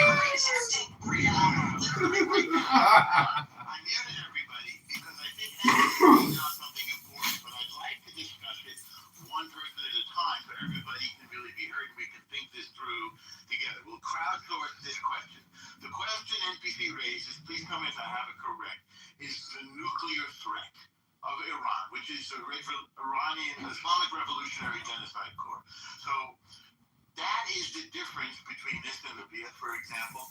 But let's talk about the perceived or actual nuclear threat. Let's go NPC first, and then Alan and anybody else who wants to. Put me in the queue. This is Alistair. My initial answer, it touches on that a little bit, but I'm still going to say, for some reason, when one dude talks about the so-called Jews, he's never interrupted. But when I'm trying to say something that's actually grounded, I'm always interrupted because just make your point. I'm gonna say the thing. Thank you. So I'm gonna say the thing. Every single response has been about ideology. It's about messaging. Oh, they just don't know the information. If the average American understood the beef between Sunnis versus Shias, if they understood the nuances of geopolitics and power dynamics of the Middle Eastern region, and the messaging was good, then they'd support the war. No, they would not. Actually, I would go as far to say the more that Americans find out, the less that they're going to support it. That's what we've seen. Do you understand what Americans voted in Donald Trump? Americans voted in a person. Americans voted in. I just want to hear what you said. The more we find out, the fewer would support it. Is that what you said? Okay. Yes. All right. Keep going. Yes. I want to hear that. So the more Americans learn, the less they support it, and the reason why is because you have to have an event that immediately affects Americans for Americans to sacrifice their dollar. American consumers are not going to sacrifice gas prices, energy prices, fertilizer, food prices eventually going up ×2. They're not willing to sacrifice it because Israel wants Iran to have a different regime. They're just not going to do it. That's not what our administration said, though. They said it was because of the nuclear threat. Yeah, but yeah, okay. Well, okay. So it's a They don't believe it because we just got rid of the nuclear threat. So how can they believe? So maybe it become better because did we just stall the nuclear program by a few years last year? So we can't say it's nukes now because we already got rid of the nukes last year. Okay, but I think we've addressed that. It was found that there was further nuclear. Now go ahead. And Dave, listen, I'm going into a meeting right now, and if you can't be convinced by outside reporting agencies, I'm sorry, I can't help you. Like the Atomic Energy Agency, for example? Yes. Yeah, they indicated that Iran has 60% enriched, and that's obviously weapons grade. There isn't any dispute about that. So the reason for this war is the nuclear threat of the Islamic Revolutionary Guard Corps. So who wants to go next? I go quick one. So, all right, when you talk about nuclear threat to the American, you have to talk about two things. The systematic evidence that in order to deliver nuclear weapon to U.S., right, not just to Israel, you need two things. You need to have nuclear weapon and you need to have a means to deliver. And Israel is very near to Iran. But Iran, Murad regime, ambitious is to go beyond Israel. And he tells the world, we only have up to 2,000 kilometers. That's it. But what they've done is when they try to send troops, it went to the government, but it's money that is 4,000 kilometers. So that is a total lie, right? So you're dealing with the Murad regime.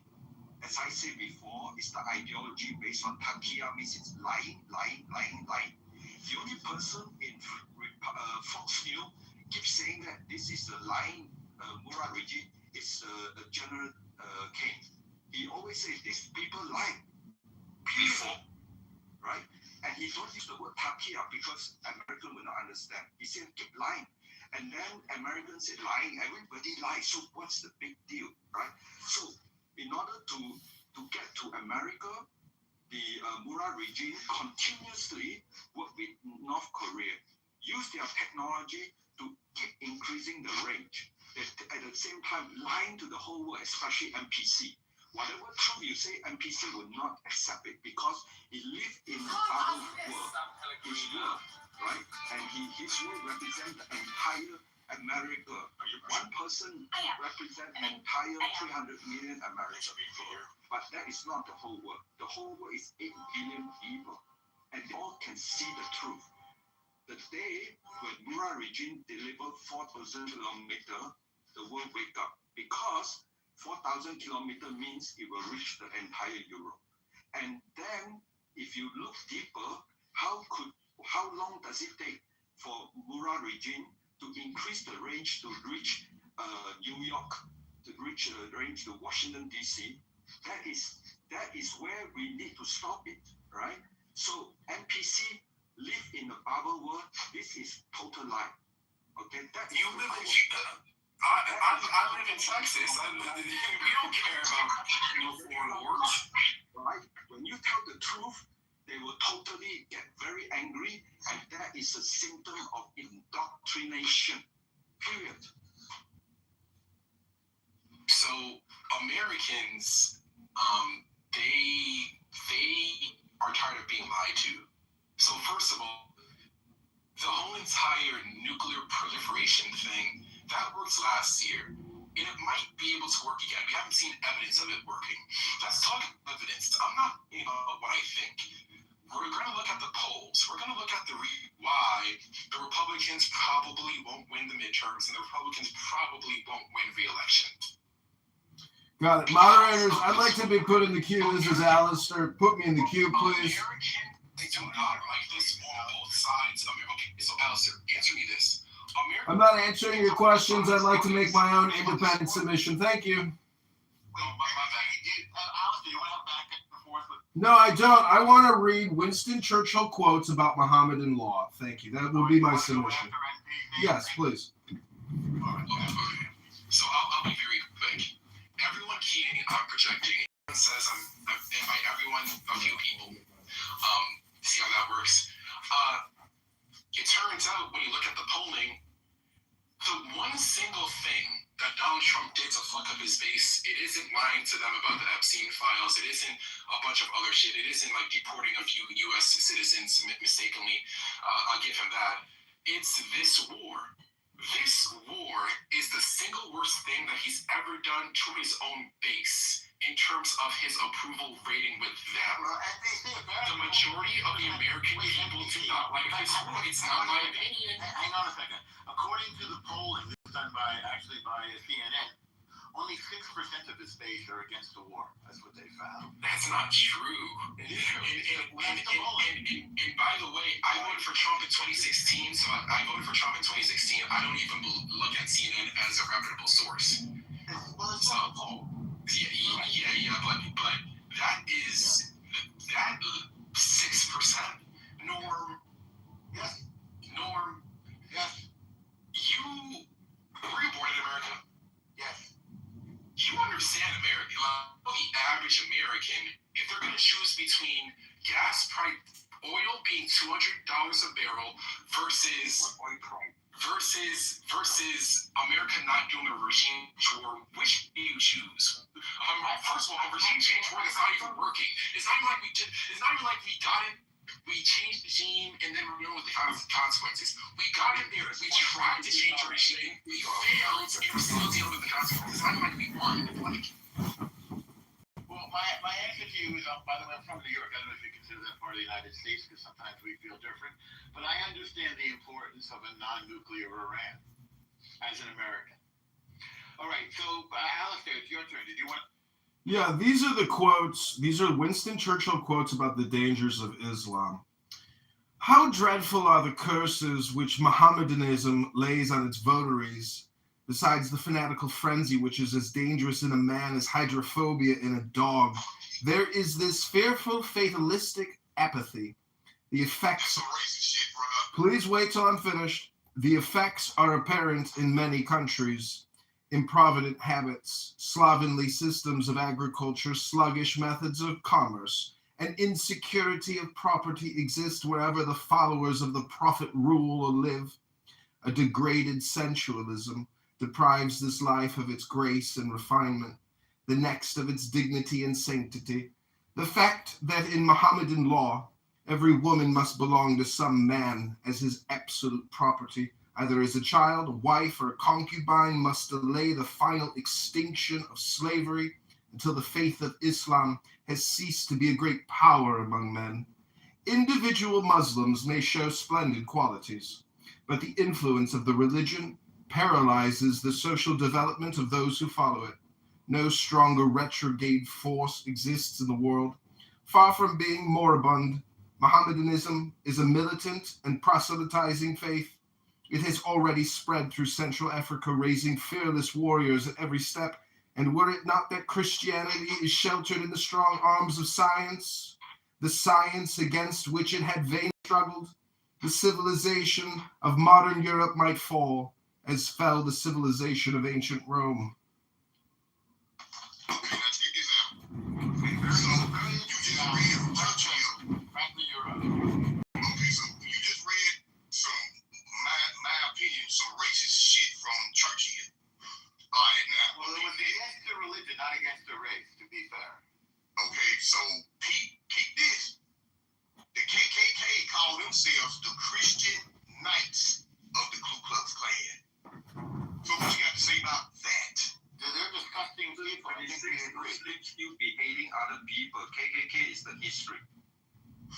No, KKK is a group of people claiming to be Christians. People claim to follow the Bible. Claim to follow the Bible and have been killing my people for centuries. Yeah, they're terrible. By the way, the Jews put them out of business with the lawsuit, RSD. I don't know if you knew that. They had to lose bankruptcy because of that.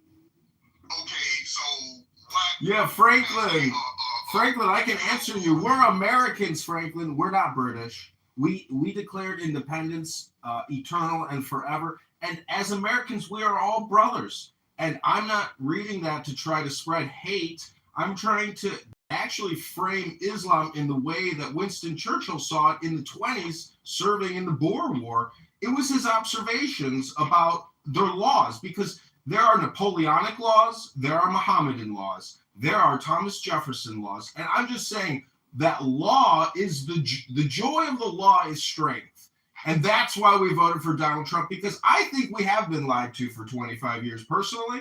But I think Donald Trump as an executive and as a manager was the best option at the ballot box. Kamala Harris, Tim Walz would have been epic failures for global security, American security, and for our well-being economically. They are incompetent fools, and Donald Trump is a superior intelligence to those incompetent fools. I'm complete. Sir, can I ask a question? Alistair, can I ask a question? I hear Xerxes. Go ahead, Xerxes. Hi. A female voice. Yeah. I just wanted to ask a question about the quote that you read, Alistair. Go ahead, ask your question. You said this was after Mr. Churchill's contact with what and when? Because I'm pretty sure this. I'll pin the link for you in the chat. There is this thing called Google. You can use your little fingers to type in Winston Churchill quotes about Muhammad law. I'm putting the link in the chat. Go ahead. No, that's cool. No, that's fine. Alistair, when and where did he say this? It's a fair question. If you know. I'm putting the link in the chat where I just read it. Please hold. All right. You're gonna check. Thank you. Okay, you'll put a link in the chat. Okay, Xerxes? Okay, thanks. No, it's just interesting to listen. I try not to give my opinion so concretely on these kinds of things because I like to remark my privilege, right? Like I am comfortable in my $3,000 townhouse in a great city where I rarely have troubles that I have to think about, like especially bombs. Right, so I think it can be. We're coming freaking here, by the way. So please put your. Come on over. But it can be like I think sometimes startling to hear people speak so big about things that they have like very little control over. I know it's like an exercise of ideas, and I understand that. And sometimes it's necessary. You mean the Churchill quote? I mean, like the Churchill quote is, I don't know what that is. I'm going to wait for Alistair before I make any determinations on what I think that is. But like, statements from like people like Dave who, don't live where I live and maybe are under a different amount of pressure to think about these things versus, I can't remember what the woman's name was who went to a meeting. She seemed to be like very intense about the immediacy in which the United States should handle these things. And I'm a pretty like well-studied like media analyst, so that means like while I don't maybe have like the best and most stable like political knowledge like you guys have, I know like I've heard you guys speak about economics and things like this, I do have like a really deep knowledge of how media is used to encourage and influence people at times like these. So I do find, I'm just like, I'm listening and I find over the complete the rejection of your commitment to your family. They embraced sexual liberty, complete emancipation from this idea of no responsibility or higher purpose than to increase your wealth and pleasure. Islamic revolutionary. And you see that down the road collectively as a society. I wouldn't have consciousness. Well, that was Dr. Adams. He said, well, you look at me. You're still on the set, complaining about being able to pay your bills. Well, I have I don't value success that way. Like, I didn't value in my 20s hustling and bustling and working really hard to make as much money as I could. No, I focused on I'm gonna have children. That's what I'm gonna do. However, I can do I can produce. Homosexual who is never going to have well, I mean, for me, I told you with his lifestyle, talking to as people degrading, shameful, who are acutely painful, or even obtusely painful it is, other country. that he can't see any other way to experience pleasure than by earning money or defiling himself. He's unwilling. So, how can you get a good answer from that person? That person is showing you, I can't see a higher purpose or calling. I am literally just, materialist. How can I experience physical sensations? They have no spiritual realm. I think the thing that I found most striking was just one of the things I kept like emphasizing was that tough love is often like a last resort when you've already failed as a parent, where you've created such an spoiled, entitled, no work ethic piece of shit that they just take and like you literally have nothing else you could do besides, well, I guess get out of my house and I hope you figure it out. Whereas like if you raise a kid right, you should be able to help them out to the best of your abilities and not have it stunt their development. Well, you're absolutely right, Kevin. And what's more is that when you are raising your kid, no matter how, it's not like a pass or fail thing. When your child sees nuclear weapons, that you're spending your money and your time and you're making efforts. I don't know how much that makes sense. We're the good guys. I do absolutely disagree. All right. I don't think we ever used a nuclear weapon against a non-belligerent country. The way. I mean, even in belligerence. What? Well, so even in belligerence, if it's used, I think historically when weapons like these have been used, it's like pulling your hand back from fire almost, right? What you have created is such a, that's why my wife and I have talked specifically that, like, it's such a boomer mentality. That's why I say total boomer death. Like, these fucking boomers, this is what their children inherited. The baby boomers and Gen Xers inherited this idea that your kids need to be kicked out as soon as possible. And I thought that's wild because every single time, I found someone really highly successful I was able to talk to, I mean economically and familially, where they had a big family and their family was, visiting them and they all had healthy relationships. You found out that the people with the most money in that relationship were always an older generation that had developed a rigid familial hierarchy and considered it a pleasure to confer monetary advantages, emotional and time advantages on their offspring. They wanted to take the kids. They wanted to take the grandkids. They wanted to treat their children and their partners. They wanted to help them buy a house. They wanted to help them go on vacation. They wanted them to have a better life. And they thought, this is how I fulfill myself in my old age. You can contrast that with the majority of the population. I'm gonna get a boat. I'm gonna get a boat. I'm gonna get a boat and I'm gonna go to a boat, yes, a boat, exactly. I'm gonna get a boat and then I'm gonna get a bigger house, I'm gonna get a car that's bigger and shinier than the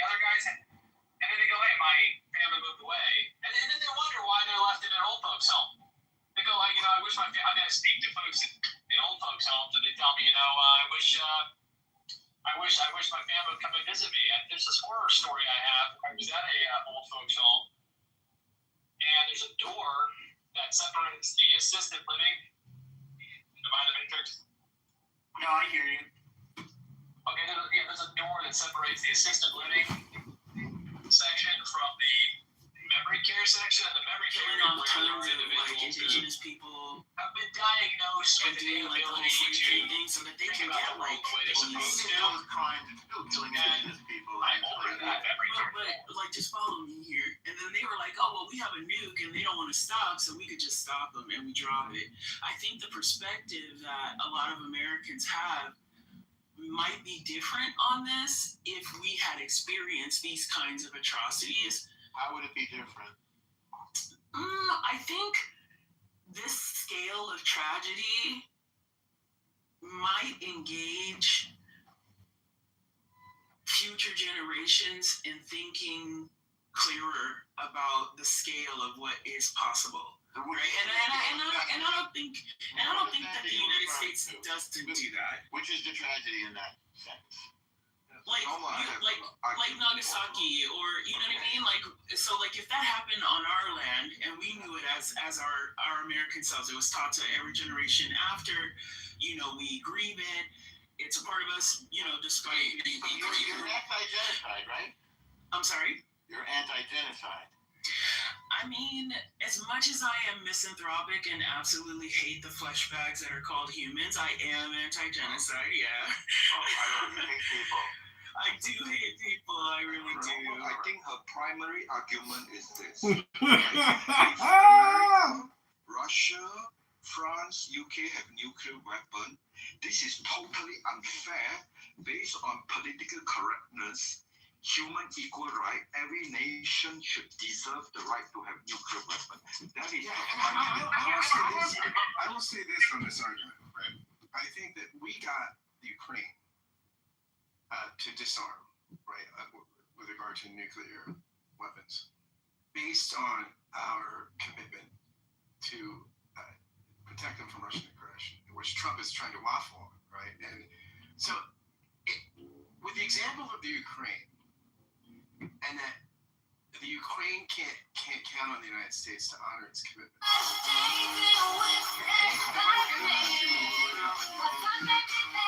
Because Ukraine would have been in a better position if they had nukes. And so I think, this is, if we want to proliferate, if nuclear weapons are really a problem, and proliferation is really a problem, then we've made a huge strategic mistake in Ukraine, because we've said basically the best thing for your security is not to trust the United States, but to get a nuke. Well, you're right, Scott. We're like, what, 30 plus years too late, right? It's been a while since Ukraine's given up the nukes, and that was a strategic flop on their part. And other countries aren't going to make that same flop. Every single country is fully aware that if you're not too big to fail, the only way to protect you from the United States is nukes. In terms of America's ability to bully you. I'm a child of the empire, so when America bullies and it benefits the people, I don't mind. But I was saying, in terms of like the geopolitical conversation, having nukes is really the only way that if Iran gets nukes, which they won't, but if they did, I would be afraid for my life. The entire point of nukes is that you don't have to use them.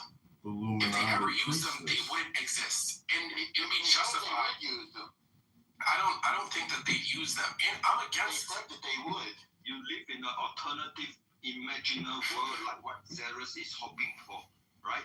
So wow, Melania, taking hand Illuminati confirming Trump is married to a European Illuminati priest. I'm not even saying anything that bad. Like I'm literally, what? What I'm saying is a little bit nuanced. People race. No, but why when I speak left? But I'm not used to being cut off from this room. Like, this isn't like a troll space, so why can't I just finish an idea? Information that is totally To be fair, he has been cut off every single time he has spoken. To be fair, you don't have to complain about it. I mean, it's not a complaint room. People don't want to hear you complaining nonstop. If you have a point, just say it. I'm complaining now. Yeah, that's what I try to do every single time I do it. I get cut off. Like, and what I'm saying is, let's Dave finish his. I have no fucking idea. Dave goes after. Okay, Dave. I support the United States. If I had to choose between Palestine and Israel, I choose Israel, even though both of y'all are on some bullshit. But I don't know what the fuck y'all idiots want to hear. Like, at the end of the day, the American people, they're not in the position to sacrifice their wallet so that Israel can gain more power in the region. American people aren't with that right now. Maybe if it was 20 years ago, sure. Right. So America doesn't want to do that. America shouldn't do that, and America isn't doing that. Frank, Dave, did you want to protect America? You want to speak a little loudly and more slowly, and try to be very much like logical. You want to protect America's citizen, right? You have to first do not go and fantasize alternative world or whatever. This is the world we are living now, right? The argument is, what can we do in this world? And you have a moral regimes when a kid know how to talk, that indoctrinate them. Follow me. Kill the America, death to America, death to Israel, right? So they systematically indoctrinate the people. How to actually realize this, right? So you have to make sure the West do not believe this is happening, so they have to indoctrinate the West. We just talk for fun. You can come up with imagination world. We just singing for fun, right? And now they are making progress, right? Since 47 years. Have enriched uranium. And during the negotiation, they say we have 460 kilograms or 60%. This is all coming from them. But they are, since 47 years, they know in order to achieve the goal of destroying America, they have to indoctrinate the American, right? And the Middle East put a lot of money to the university and all this thing, and in order to indoctrinate the America, to train the America to, when you argue, start thinking about very creative alternative world, and so that the truth will not be told to the America. Thank you. I don't know why it seems like you're attacking the parallel universe that I was describing to Elle. We were having a conversation about how I see things, right? And Illuminati and this doesn't actually have to do with like necessarily being indoctrinated not to believe or not to want. Like, I don't know what this fantasy world you're talking about is. I come from a military family. Trust me, I know the spiel, all of the spiels, bro. I'm just saying. Facts, not imaginary. I understand that. Yeah. I'm just saying that. I guess my entire perspective is that there needs to be a time where cooler heads prevail, and the immediate thing isn't for old world empires to knee jerk to like blood, right? Like, you think it's the future? I mean, I absolutely think that this year, right now, in this time, is a knee jerk, right? You have no support from your own government. You have no support from your former allies. From which government? The American government? Right. Like, did Trump clear what he wanted to do in Iran with the government? Trump is the government. Well, no. I mean, like, no. Then it wouldn't be as no. When I say the government, I mean all the branches of power. Like, well, the judiciary isn't a part of this. So he has the support of the Republican majority in Congress. So yes, he does. So this war is totally legal. Of course it's legal. I mean, well, technically, the war, the reason why they're trying to... I'm sorry, I can't hear more than one person. They're trying to legalize it because they're trying to say that the war never ended. So ever since the hostage... In terms of legality, Trump can finesse the legality. But the legality for me is the least interesting part. The reason why they attacked right now is because they thought that the Iranian regime was the weakest it's ever been, because they felt like their citizens would help them overturn the government as soon as the U.S. went in. That's the reason why they didn't go in. They didn't. But Norm, but like the whole entire pretense. My thing is that the pretense that you guys are using is a lie, and you don't. It's a lie. I didn't invade Iran. No. The pretense that you guys have been pushing in this room is a lie. Yeah, that's your projection. Unfortunately, that's just like your opinion. And a lot of people think that you are a liar. Everything you say is a lie. You're projecting.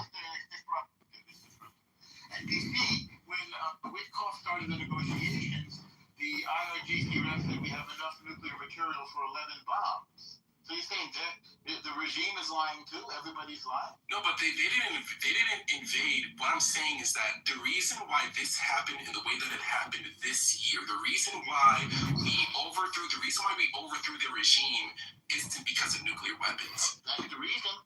No, it's not. Sure it is. Yeah. What's the problem? Well, NPC, I want to introduce. It's one of them, but it's not like they were rediscovering their nuclear program and were like, you know what, enough's enough. This is the reason why we're gonna kill NPC, welcome to the world of politics. Hello, NPC. This is called reality, aka politics, where all communication is either projection or politics, or it's spam, or it's hypnosis. Communication is what we're talking about here, and unfortunately, you have to admit that what you're saying is just opinion. What we're saying is just opinion. I don't believe you can actually even tell us the difference between an opinion and a fact.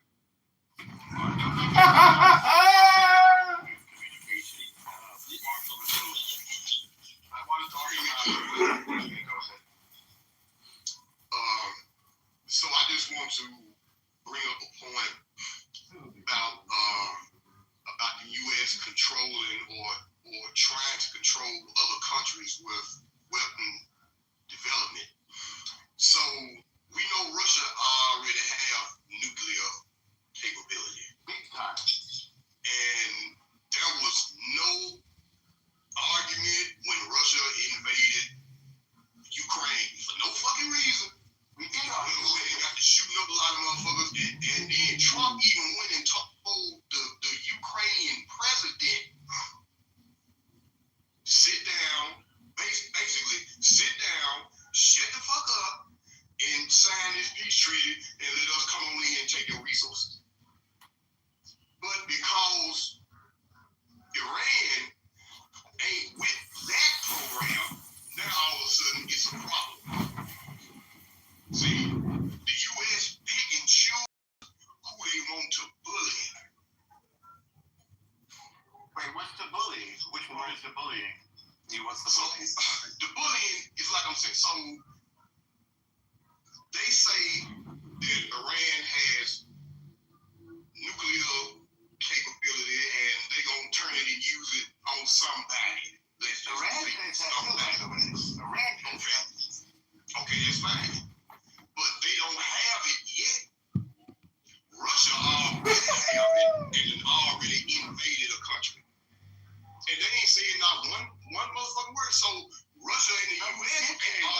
We told them not to do it. And we couldn't stop them. So now we're supplying weapons to you. Oh, okay. So slap on the hand, stop it. Well, no. But Franklin, the whole entire reason why they don't want anyone to have a nuclear weapon is so that they're not in a position of Russia, because we actually can't do anything to Russia, to be honest, because they have one. That's the whole entire point of the reason why we don't want Iran to have one. So was it Operation Midnight Storm, whatever the fuck it was called? When that operation was happening last year, I was happy. I was like, and I supported it because that's a good thing. Slowing down the Iranians getting nuclear weapons is a good thing. Not because I think that they're going to use them, but because if they acquire them, it shifts the power dynamics in the region, and it's not good for the American petrodollar. I'm a child of the empire. Anything that supports the American petrodollar supports me indirectly. Okay, but let's not sit here and lie. You a child of the empire? What the fuck does that mean, child of the empire? Yeah, I'm stormtrooper. Let's not sit here and lie and act. You a stormtrooper like a Nazi? A stormtrooper? Is that what you're saying? John and Billy. Well, never mind. John, you can go ahead and speak. It's not only the nuclear capabilities that they you can just see now the response to this war. They're just shooting missiles at everybody. So they're very much unhinged. And one of the things that we've always worried about, one of the reasons why the world, especially Europe and America to an extent, didn't want to pressure Iran into anything was because we were actually afraid that they would cut off the Strait of Hormuz. And this is, and from what I've read and seen online, is that most of the U.S. and Israel were shocked in a way that they did that. So the fact that they did that without even having a nuke as of right now is pretty scary. It sets a possible precedent for the future, right? And the fact that, and like, let's be real, we're in this partly because of October 7th. They are setting up proxies there and all over the world that want to attack not just Israel, but our interests as well, right? They are the reason why October 7th happened. The only reason, the way that they wiped their hands clean is because they didn't know a date. They gave them funding, they gave them knowledge about how to create missiles, they gave them all the spy knowledge that they have. They've been fronting up Hezbollah for 30, 40 years, and all of a sudden they're like, oh, October 7th? Oh, what a surprise. We didn't know it was going to happen. They knew exactly that it was going to happen. They just didn't know a date. So they separated themselves from it. They're bad people. They need to be removed. I know the war right now, which is like probably the biggest psyop that they've created with their Lego AIs on YouTube, a bunch of 20-year-olds in prison have made us think that this is a useless. No, let him land. These people need to be removed from the earth. It should happen now. And if you just let it happen, it'll happen, and we'll have a little bit of a hurt in our pockets for a while, for a little bit, I think. But these people cannot be in power. And if you could just finish the job, which we can, and it won't be nothing. Not everything's like Iraq. Not everything's like Afghanistan. Not everything was like those wars. This is different. And these people are really horrible people. They kill their own people. They rape their own people. They've been doing it for years and years. They've threatened us, America and Israel and the West now for years and years. They need to be removed. And the biggest psyop in the world is the fact that we're even having this discussion. Like, oh, well, are we losing the war? I don't know. Like, the Netanyahu pushed Trump into it. It's insane. So that's all I'm saying. And I'll give the mic to someone else. So thank you. Franklin, did you want to interject something? Franklin, I saw you come up before. All right, Dave. Can't hear you, Dave. Much louder. Okay. The topic is Trump must not resign until. Sorry. What I'm trying to say is what John trying to say is, according to the topic here, John wants Trump to finish the job, so resignation is out of question. John, is that your thesis? Yeah, this is like enough already. Like everyone's saying this takes away. Also, but by the way, the fact that Iran is keeping the focus on them. Hey, look how bad the U.S. is. Look how bad Israel is still. Oh my God! Look how we're the victim. We're the victim. That's what they're saying. We're the victim. Look at all this destruction. They're not even showing the destruction. They're just telling you about it, right? So like it's all a psyop. We're all falling for it, and we're all unfortunately voting in people. We're starting to that are becoming more isolationists. All of the major podcasts from the left and the right are always talking about this. They're taking away from every problem that we have domestically, right? Affordability, real estate, gun laws, abortion, rights being taken away there. It's all being sucked out because of what's going on over there. So if we were able to finish it and finally put this to rest, we were able to focus on what's here instead of having these conversations that are going circular. So what do you call finishing? What you call fishing? Getting enough time for at least them to be so weak that hopefully the Iranian people there can do something about what they have, or for them to be either regime change, or they can be so weak that they can't do anything else. They can't arm their proxies. They can't shoot ballistic weapons to Europe, which they can now, and they don't. And they answer to us and the rest of the world. They don't answer to anybody else. So wait, are you saying like? I'm so sorry. Like, Is this funny to you? Is this comedy? I think it's hilarious too. I think it's funny you're laughing. Did you get that? Did you get that information from me yet, Alistair? Or was it in the chat? I'm sorry, I missed it. Another creative alternative work. Yeah, trying to belittle me won't work, but I just don't know. Yeah, put the link in the chat. The part that you said, John, about like focusing on like things that are plaguing America, right? Like finishing this so that we can focus on us, right? Basically. I mean, that's what a lot of people are saying, right? Why are we, quote unquote, all of the terms now, giving money to Israel? Why are we going to war? Blah blah blah, right? Because it's taking away from issues here. Correct. That's the overarching theme, at least in the podcast world, and where people look at a lot of that information. Right? So that's what if we could just finish what's going on over there, the world could be a little more tame and a little more together, and have less of all these unnecessary but deadly distractions. We'd be able to focus on a little more here, not just kicking the can down the road and becoming more isolationist and having Russia and China get into the mix and have Europe fall apart. And have all these other countries fall apart. Let's focus on getting this cancer removed so we can then focus on what we need here. We are a rich country, and people can see that. And if we just get rid of this distraction, this horrible distraction over there, that's obviously that they're taking advantage of the world, then we can start focusing on what's here, not just turning a blind eye and having a mass destruction going on over there. Okay, but isn't the series... I think I hated it back when October 7th happened and Israel responded. People acted like they didn't know why Israel was responding that way. Like there was 2 weeks before Israel responded where everyone was afraid for Israel. Was, oh, you poor Israelis, they just got terrorist attacks. And then as soon as Israel responded, now Israel's the bad guys. No, that's not true. On this app, actually, a lot of rooms were celebrating the October 7th attack, NPC. They were celebrating the chaos, the murder, the slaughter, the desecration of humans, the terrorism. They were happy as could be, dancing in the streets on this app. Yeah, I was... What the hell? I wasn't finished. No, nigga, I wasn't done. Bro, every time let me just finish, bro.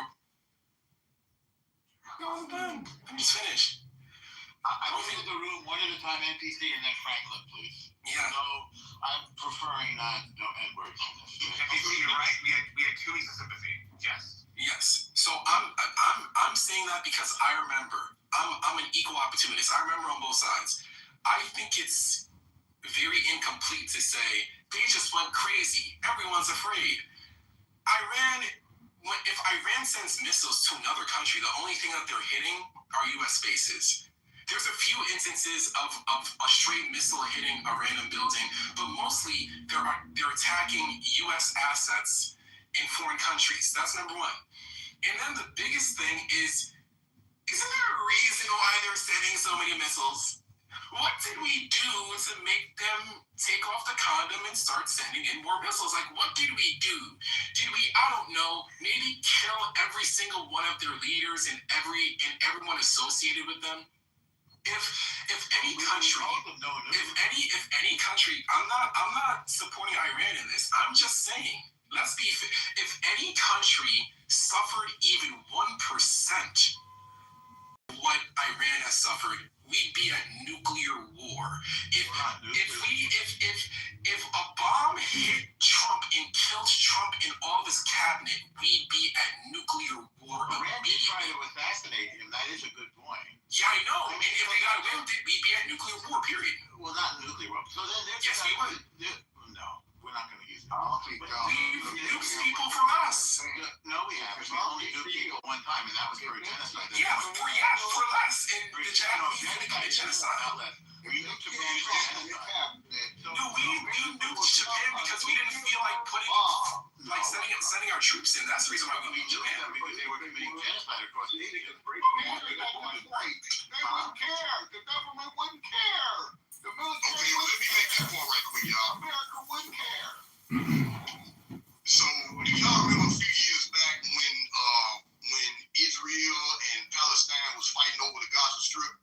Yeah. Like, give me Hamas. Yes. Let me finish the question. Israel and Palestine was fighting over the Gaza Strip. Palestine is over in Judea and Samaria. And Gaza is Hamas. Whatever, but it was the Gaza Strip, so you know what I'm talking about. Well, you're talking about Hamas. Tanks. Okay. They shouldn't do that. The Israel soldiers gun them children down. Right. Well, if you throw a rock at an armed man, what do you think is going to happen? What would you? Child. Yeah. Well, what? So you mean to tell me if you throw a child? Wait, if you throw a rock at an armed man, what do you expect him to do? No, they didn't throw a rock at an armed man. Yeah, they threw the man. They showed him. So when you kill a child, they jumped on the I just gave you the verse.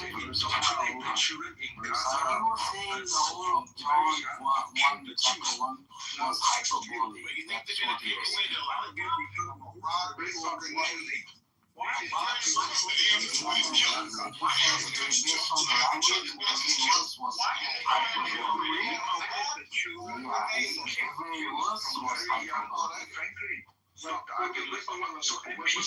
NBC argument is, what should Iran do?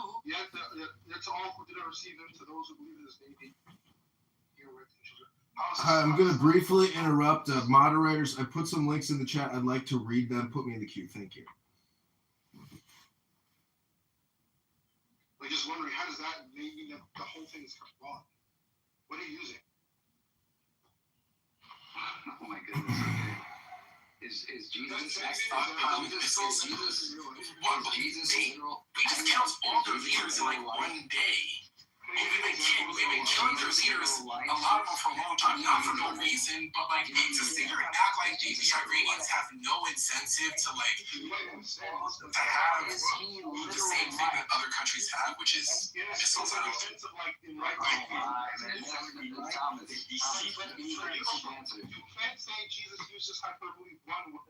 Hi, moderators. Can I get a confirmation that I'll be put in a queue? Moderators, please. It's not Jesus speaking. This is the author of John. Okay.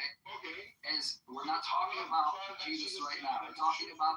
Okay, point of order, gentlemen. I'm asking to be acknowledged as if I'm speaking and can be heard. Is Jesus right? Is he literally right? All things is the created order. Okay, point of order, moderators. I don't know if anybody can hear me, but I'm asking to read some quotes from Winston Churchill on the dangers of Islam. I don't believe that I will be acknowledged, so I would just like to speak and interrupt. Unfortunately, I apologize, but I did put some links in the chat from Winston Churchill about the dangers of Islam. I'd like to read them to the room. Would that be okay? No, just stop, man. Just stop. No, you don't have to tell me to just stop. I don't know who you are. You're just a random person on a conference call app. And I'm trying to present some really important information and some very informative information because I believe that I will be able to persuade you that Islam is a danger, that their religious and their legal code is a danger to humanity, to society, and we should fight back and fully understand what Winston Churchill was talking about when he said Islam is dangerous. The link is in the chat. Moderators, I'm requesting 60 seconds to read Winston Churchill. That's all I'm asking. No, we're having a conversation.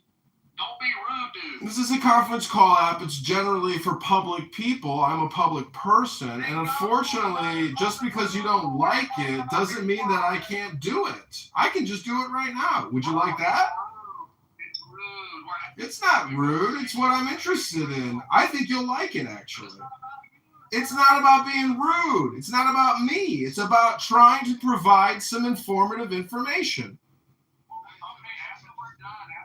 Okay, how long will you be? I want to know. That's why I was asking to be put in the queue. Doesn't matter. See, you're impossible to communicate with. Okay, here's the full Churchill quote on Islam. How dreadful are the curses which Mohammedanism lays on its votaries, besides the fanatical frenzy, which is as dangerous in a man as hydrophobia in a dog. There is this fearful Swear, dude. We're What a real Sorry, just real quick. Oh shit, he's gone.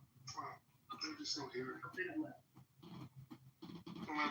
Like, you go to the fire scholarship, you mention scholars, like, dude, come on now. Well, I was going to point out, like, if you look at John 6, for example, how Jesus talks about this flesh and blood, right? One could look at that and say, well, it's literal, Eucharist, it's God. Let's be honest. Okay, I know the right are. What about the U.S. government? First of all, we have to agree about some terms. Who is terrorist? What do you mean? That's like something like terrorist. I don't mind. And Nardis isn't really paying attention, and Draco was just over talking him, and I just wanted to hear it. And I know that you guys were talking about pussy, but I still just want to hear what he was going to say. Sure. Okay, these are the Winston.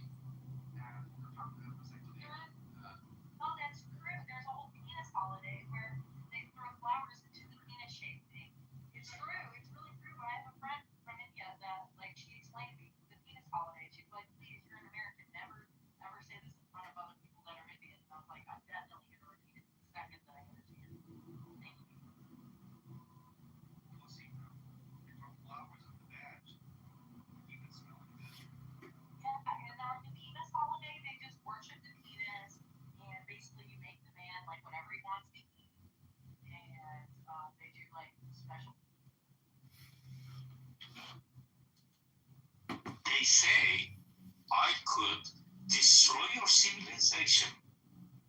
I have the power. I know you have the power. You can.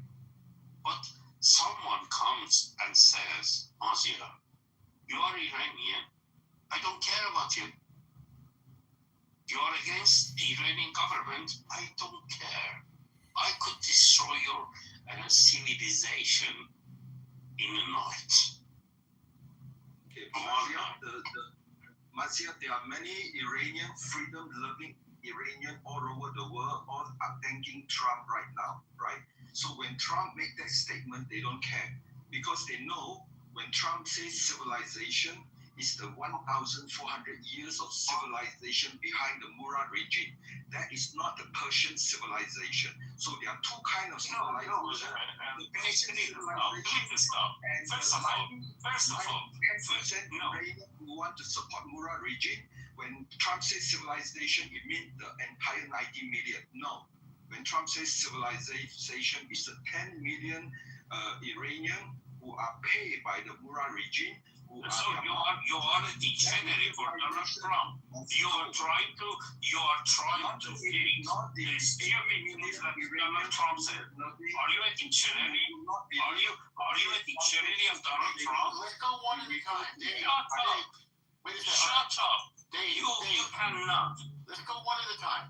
First Mazir, then Dave, okay? Mazir, take as much time as you need, and then Dave can go. Go ahead. I'm sorry. When somebody who's in power says something,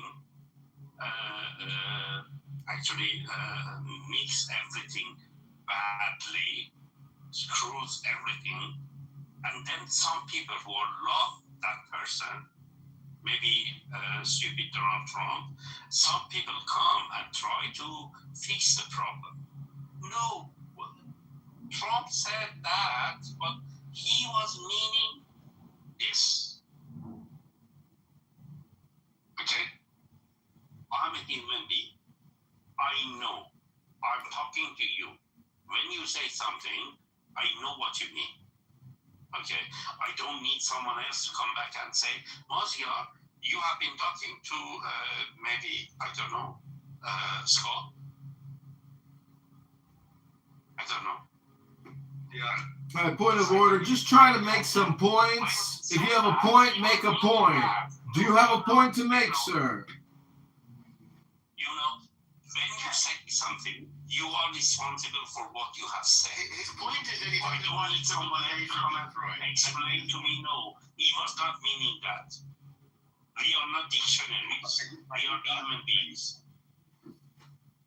Exactly. And so in the So what was the point of that? so moderators, if you could please take control of the room and get us back on topic. Should Trump resign will that redeem Trump if he resigns? Or do you think Trump is even concerned about redeeming himself? He said he thinks he might be going to hell, but he said it facetiously. So the problem is, I always think that the solution, or really the conflict, is because of a lack of philosophical understanding. And I'm interested to see, because Xerxes earlier said she hates everybody. She hates people. She hates I know she's being facetious because I understand what she's saying, meaning that there's a lot of conflict and friction, which is uncomfortable. And so I want to avoid it. She wants to live in her little work-from-home bubble in her $3,000 a month townhouse. But the rest of the world does not live like that. If you go to Gaza, if you go to Iran right now, if you go to Lebanon, it's a hellhole. But that's because people choose violence and weapons and terrorism instead of a real economy. And so all I'm trying to say is, all communication is hypnosis, but it's also projection. It's also politics. It's also spam. It's your choice what you want to listen to today right now. Hello?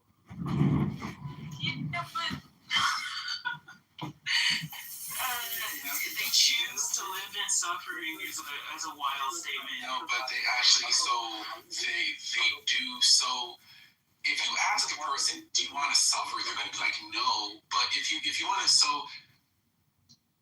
right now the Iranians, there's a good chunk of them who actually, go get this money. Let me shut the fuck up. Yeah, I'm just going to answer the topic because that's what Alistair asked for. And I want to aid Al in his efforts to maintain that clean room. I typed this in chat before I came up.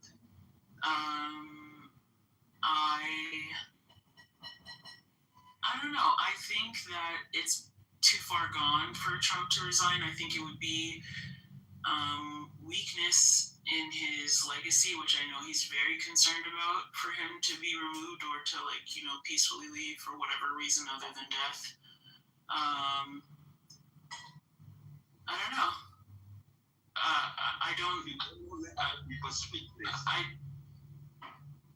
Bro, do you have a problem? Because you live in the because I've been incredibly receptive to listening to you through your accent. I've been patient enough to listen to what you had to say. So I'm gonna continue speaking and I'm gonna finish my point and you're gonna stay on mute. Dave, cool. Favor, just respond when she's done, okay? You can go next, all right? Yeah. So basically, it's a short point anyway. I just don't think that Trump is interested in redemption. I don't think he was in his life, to be honest. Maybe from his dad, but certainly not from us lay people. And I don't think that it would be lucrative to his legacy or the intentions for his future generations. I think it would be weak, which he's concerned about looking like in front of anyone. And I think it would further destabilize the position that America currently has. Okay, see, I'm done. So basically, when we discuss, we can either discuss based on truth, based on statistically significant truth. There are many truths, or you attack based on one point, and then you disallow other people to go beyond one point. So that's your only chance to win the debate. So when you say I don't care about anything except for civilization, destruction, that is the only point I care. I don't care about other things you do.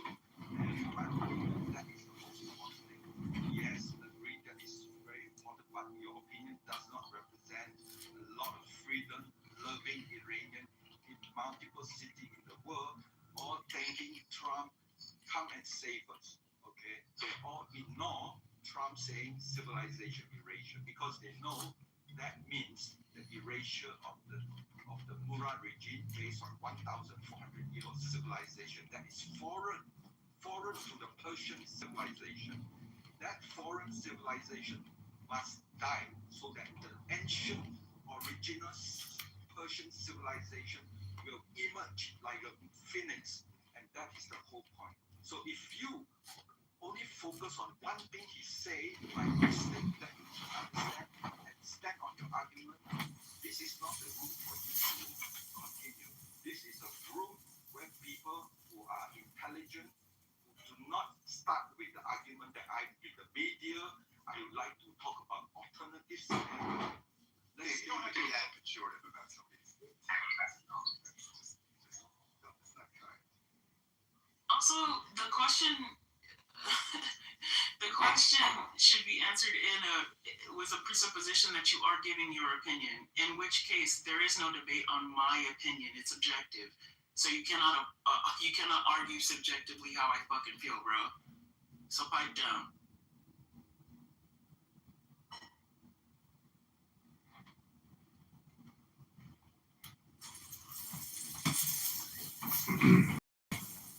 What do you mean people can't argue against you subjectively? The entire conversation is always subjective. This is obviously, subjective, not objective. What I'm trying to say is that all communication is essentially hypnosis. The more you think, the more you speak, the further from the truth you're going to get. So essentially, it's all political communication all the time. I'm just trying to suggest that if you want true joy, if you want true peace, just become a lawyer or an attorney, because the law is essentially nonviolent. And that's where I think everybody wants to be. I'm a socialist. I want equity for everybody. I don't want homelessness. I don't want disease. I want equal opportunity for everyone to achieve their dreams and goals and prosper. Abundance economics. Everybody wants the same utopia. But you're the problem. It's people like you who refuse to see philosophy as the solution to all of your own personal dilemmas. Therefore, you're polarized with political propaganda. It's up to you, though, to choose philosophy over your own bullshit. I am complete.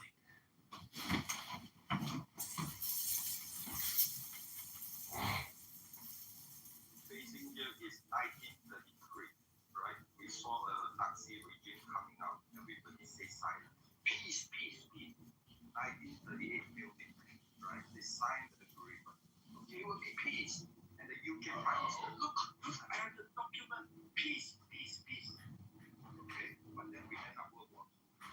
And then a couple of years later, Winston Churchill wrote in his book, when you have a time, opportunity to stop the war, and you say nothing without bloodshed. And then when you have a time to stop the war with some bloodshed, and you say nothing, right? Until when you have absolutely no other option but completely subjugation with little hope of surviving, and then you fight. What Trump is doing right now is different from the last 7 presidents. The last 7 presidents all briefed by the CIA. This is the fact. Iran regime is so crazy. It has the end-time ideology. It would block Hormuz, the Strait of Hormuz, and bring the whole world into chaos. What would you like? Every single one of the last 7 presidents, nothing, because they may lose the election. They would cause exactly what MP said. We are worried about our daily oil, gasoline price, blah, blah, blah, and everything. All single one of us has 0 ball, has tiny little ball, and do nothing. And they never learn from what Winston Churchill wrote. It says how to prevent World War II. Until 2026, they come up one with the biggest ball against all the no courage president of the past, the last 7, and doing the right thing, irregardless what consequences, because that is the right thing to do. The right thing to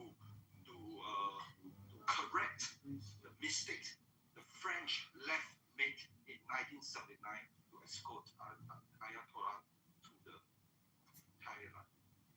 And President Trump is correcting the history, and everyone here is living in a political correctness, ideological, left-driven world, not to see the truth and ignore the history. That is the problem. Trump's approval rating of the Republican Party currently stands at 83.8%, according to Real Clear polling average. Fox News says that 84. Quinnipiac has been 89. Big Data Poll has been 82. Economist YouGov has been 82. CBS News has been 88. This is again amongst Republicans. I don't understand the question. Should Trump resign? Why would he resign? He's popular amongst his party, the people that elected him. You can disagree with him or agree with him. That's fine. That's fine. Just to be right. But I mean, I skimmed over the article that's posted at the top. It's insane. The article's insane. And somebody who just doesn't like Trump and has a good attitude around it. That's fine. Again, they have every right to have the opinion. It's William S. Becker is an opinion contributor. But the entire premise of the article is his resignation is his last chance of redemption. It's silly. Why would he resign? He's popular amongst the people that voted for him. Xerxes just said that Trump is trying to rewrite history. Isn't everyone rewriting history all the time right now? Even your very existence in this room is an experiment in history in the making. Link is in the chat. Welcome back to Should Trump Resign Immediately? Will he redeem his soul? Will he redeem the soul of the nation? Hello?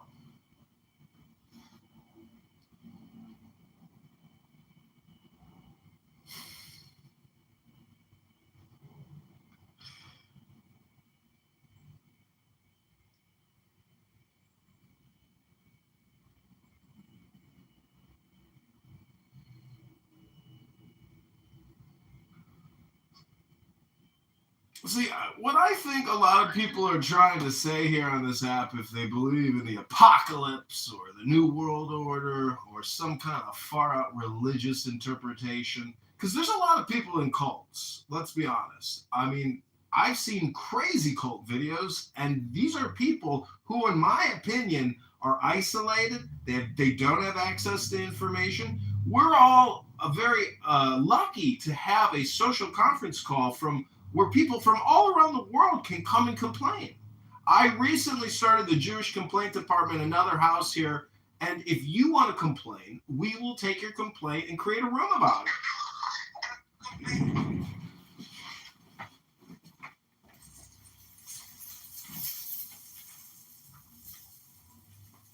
What is redemption anyway? What the fuck are you talking about? He's preaching. Dude, he's preaching really.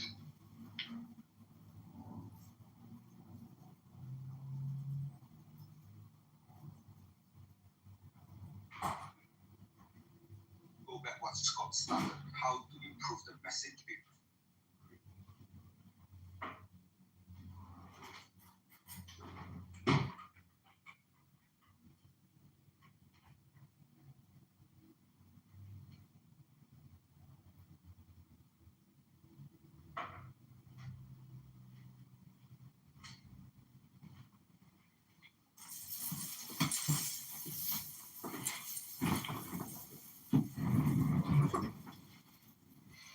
So if anybody knows Trump's personality, and you've even seen the biographic film about him and the 3 rules of his world-famous lawyer, Ray Cohen, you will understand if he implements the 3 rules of Ray Cohen, Trump can't be stopped.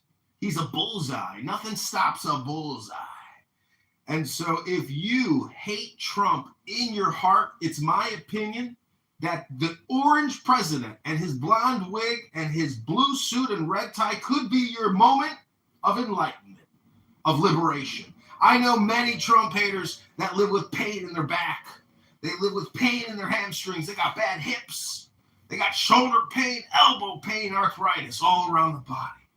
But if you were to use Donald Trump as your path of liberation in the same way that you could use the Buddha or Moses or Muhammad or Krishna Donald Trump could be your moment of universal enlightenment. You think I am joking, but I am being absolutely serious. And if you think I'm being a comedian, you should understand the rules of communication, the principles of communication, that all communication is hypnosis, and all communication is magic. All communication is politics. All communication is hypnosis. All communication is projection. And all communication is spam. And it is your choice to listen to me screaming into my phone on a conference call app. It is entirely your choice right now to listen to me talking to you. You could hit the leave button right now, but you choose to listen to me. I am complete. I have landed my plane. Now do it all again in German. Yes, please. Sprechen Sie Deutsch?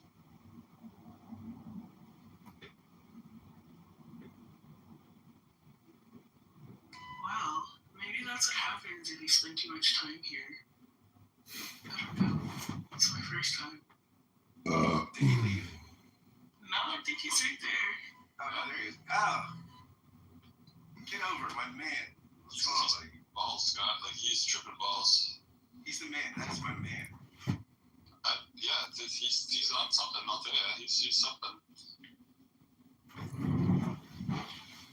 Well, I'm being facetious, but, I listen to a lot of psychonauts, and, Trump just signed this MDMA or this psychiatric,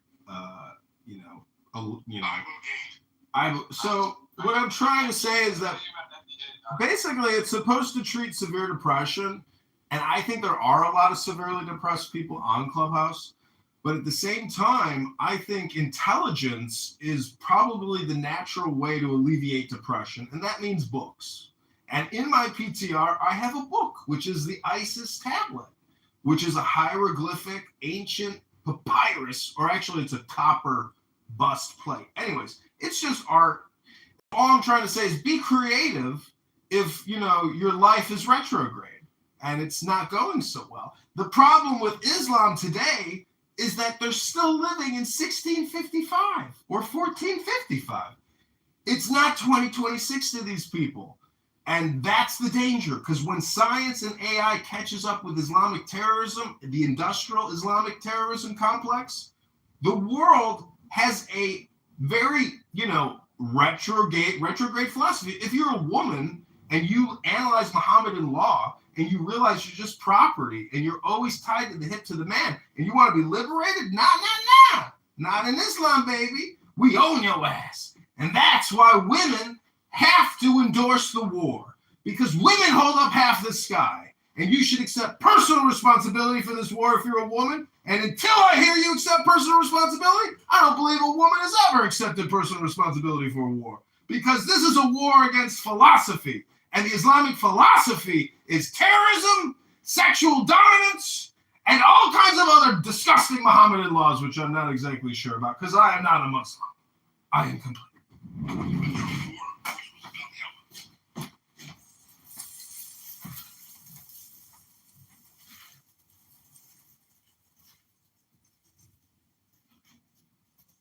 So you just mean the women of the GOP then, right?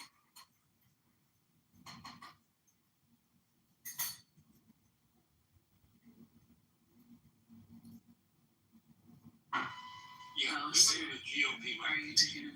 women on earth. Oh. Okay. Why do you feel like that? Well, Trump is a racist. So you begin there. Well, you think he's a rapist. You think he's a pedophile. You think he's a cannibal. What planet do you live on, sir? Okay. This guy's like a wind up to his scooter. They're going to do another bump apparently. Jeez, them. No, these are things I hear on the app. My brain is like a recording box. I'm repeating back to you the bullshit that I hear projected from this conference call app called Clownhouse, which sells all your data. So why don't we focus on one thing at a time? Okay, Billy Sunshine, tell us where we're at. Shut the fuck up and listen for a minute. Okay, tell us where we're at, Billy Sunshine. Was it Trump who said grab him by the pussy? You can do that when you're famous. Was it Trump who was found guilty of sexually aggressing on a woman? Was it Trump who had to pay off dozens of women? True or fact? False or true? What do you think? True or fact? Yeah, really sorry. Well, I went through the Epstein files, and you know who I saw in the Epstein files? I saw Bill Clinton in every single fucking file having a good old time with Jeffrey Epstein. The best fucking time. I didn't see Donald Trump having the best time with Jeff, but I did hear where Trump called the Miami PD and said, you got to take care of this fucking guy. He's a problem. You didn't see Trump having a good time with Jeffrey Epstein? No, I did. I'm being Like the multiple photos? I'm being facetious. Can't tell the truth because they have the photos. No, I think he's no, he's I can't even tell. Trump Anderson knows what everyone who follows Trump has. If you don't understand that Trump is the worst thing that ever happened to this country, you're not paying attention. It's Trump who is trying to stop science in the CDC and places like Harvard. It's Trump who allowed Musk and his boys to get in there and destroy USAID, and now 600,000 people have fucking died. So now it's Trump who doesn't let the Congress do their job. Everything about America that is good, Trump is attacking. He's our Orban, and we have to treat him the same way. He's our Orban. It's Trump whose best friends are all dictators, not our traditional friends.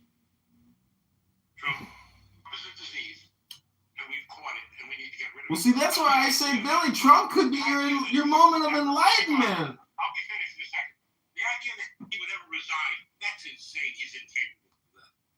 Of course he's not going to resign. He would never pull a Nixon. Nixon says he even regretted it. You would regret that decision because then you got Hillary Clinton giggling and laughing that she ruined your life. And if you want to go down that path as a man, you are a stupid man.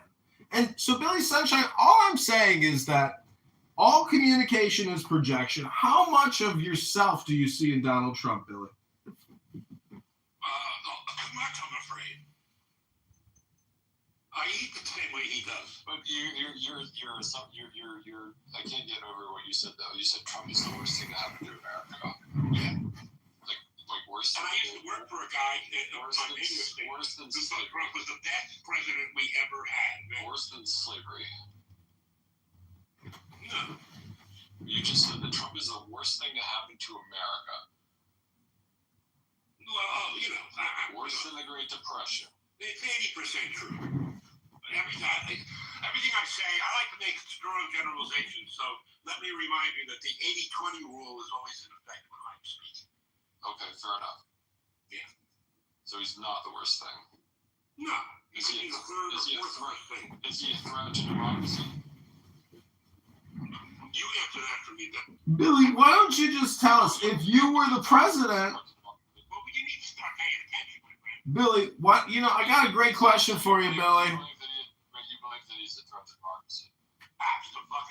Billy, let's just clear this up once and for all, Ben. Billy, if you were the president. Oh, go to the mirror and tell yourself that, Ben. What I'm saying is, if you were the president of the United States of America, Billy, what are your top 3 priorities, Dr. Billy? Thank you. So, Billy, is he really a threat to democracy, or is he only 80% of a threat to democracy? He's really a threat. He's 100% a threat to democracy. So, Billy, if you were the president of the United States of America, what would your top 3 priorities be, Dr. Billy? 3 branches of government, and he's not interested in listening to the other 2. That's pretty clear, isn't it? So, do you think that during the next, either the midterms or the following presidential elections, you think that there's a chance that we don't have an election as a direct result of Donald Trump? That's you're saying that. Yes, I believe that Donald Trump is going to find a way to postpone the election. He's going to say, he's going what he's going to do. He's going to have his bully boys come out.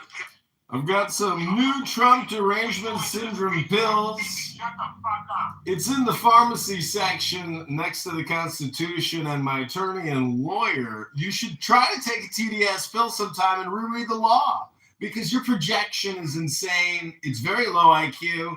And I don't know what world you live on, because lawyers, Supreme Court, Congress, you guys are delusional. You guys are having your own conversation. You're screaming into a conference call. Yeah, that's good for you. There you go. You just leave. Go meditate. That's what you need. There you go, gentlemen.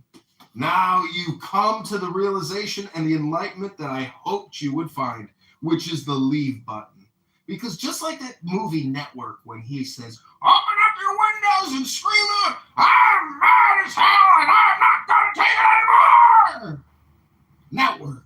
You should go see it sometime, ladies and gentlemen. And you'll realize that what Scott and El Normo here are doing is they're actually putting on a network TV show on CBS right now with Barry Weiss. And I'm happy to be a part of the production as a co-producer. Success requires excellent content, and good content should bring you the contentment that you're looking for. If you come on here every single day, 8 hours, 10 hours, 20 hours a day, or you record rooms 24 hours, 7 days a week, like me, or Dr. Francine, who's got opinions on everything as well. The point is, the brain can present an incredible variety of opinions on every single topic that there is on this app, which is so exciting. Thank God for you, because you are special. You are beautiful. And right now, at this very moment, you're being hypnotized by Alistair. And if you don't like poetry, well, guess what? I'm never the hot chick. These are the rules and laws of nature, and there are psychological components of anti-Semitism that require these people to hate poetry. They hate life. Life itself they hate. I am complete. I rest my case. So do you have one of these like episodes per day, or? Only when I'm live on YouTube creating content. Link is in the chat. Oh, you are currently creating content. Currently, right now, for the past 2 hours and 50 minutes. This is all being sent to Barry Weiss at CBS, FYI. It's a new show on Paramount. Is it a new show, or are you trying to get picked up? No, it's new. We got it signed 2 weeks ago. Thanks, El Normo, for the contact. Send you your royalty check. Hang room. Oh, just go in the hallway on Clubhouse. Hit the leave button right now. Go in the hallway and click on any room and just take a little sample. That's called a bang room, baby. All of the rooms are called bang rooms?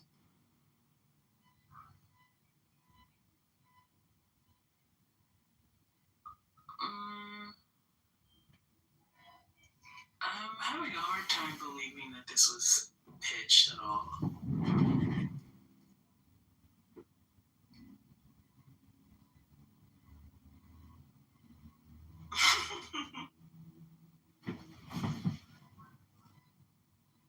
I don't know. Like, who would watch it?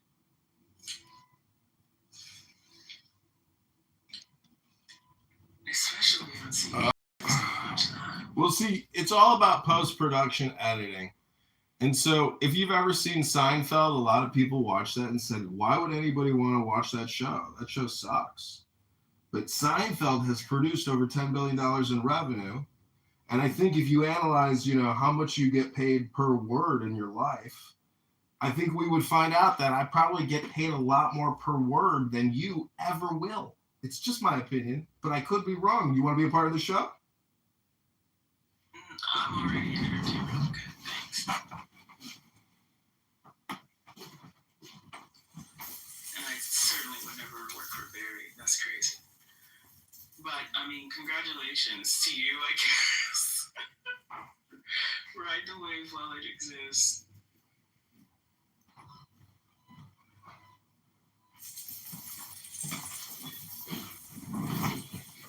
Okay, so Xerxes, let me ask you a question. What's your worldview and how do you describe economic philosophy? Again, the question is, what's your worldview and how do you describe economic philosophy? Thank you. What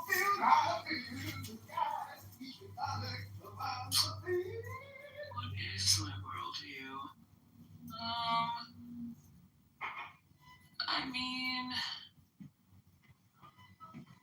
I don't have too much faith in the generations of the past. That's my worldview. And the generations of the past seem to have like an incredible amount of power right now. And it seems unusually oppressive.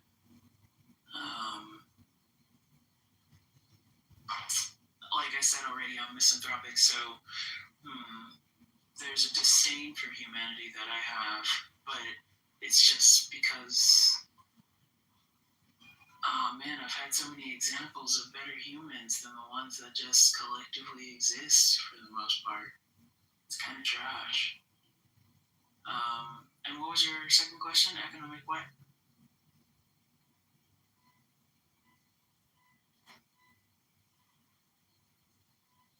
Hey, Alistair. Economic what? All right. The next question is, what was the last book you read? Oh, Frankenstein. Yeah. What parts of yourself did you see in the monster and in the doctor? Do you associate more with the doctor or more with the monster? Well, I think I associate with both. I think my tenacity and drive is, the parts of Victor that I identify most with, like, being thirst-driven with goals to, like, a crippling degree at times is something that's, like, pretty prevalent in my life. But I guess, like, because of my stature, I identify with the monster, at least in, my younger years, because there's a lot of othering that happens to people who are like atypical. So like I'm like a giant, I'm like a tall woman, right? And there are linear threads in the way that the townspeople treat. Excuse me, Dr. Monster, could you try to be succinct? Our time is limited. What? Nobody else is fucking talking. You want me to be succinct because you want to like yell again, or I can do that for you. I can just stop talking right now.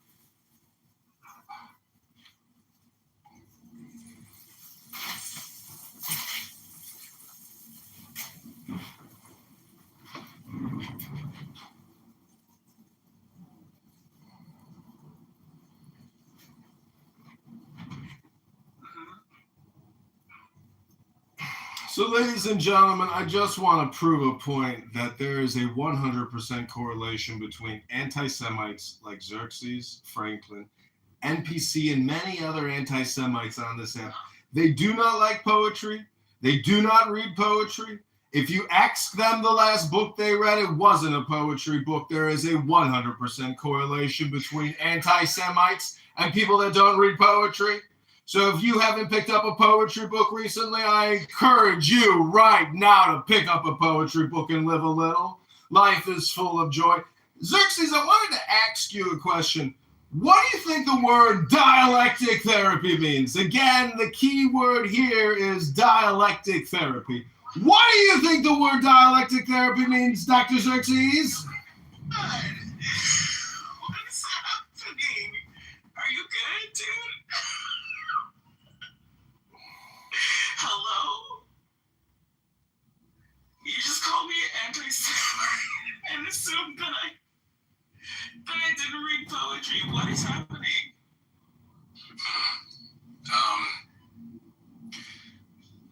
So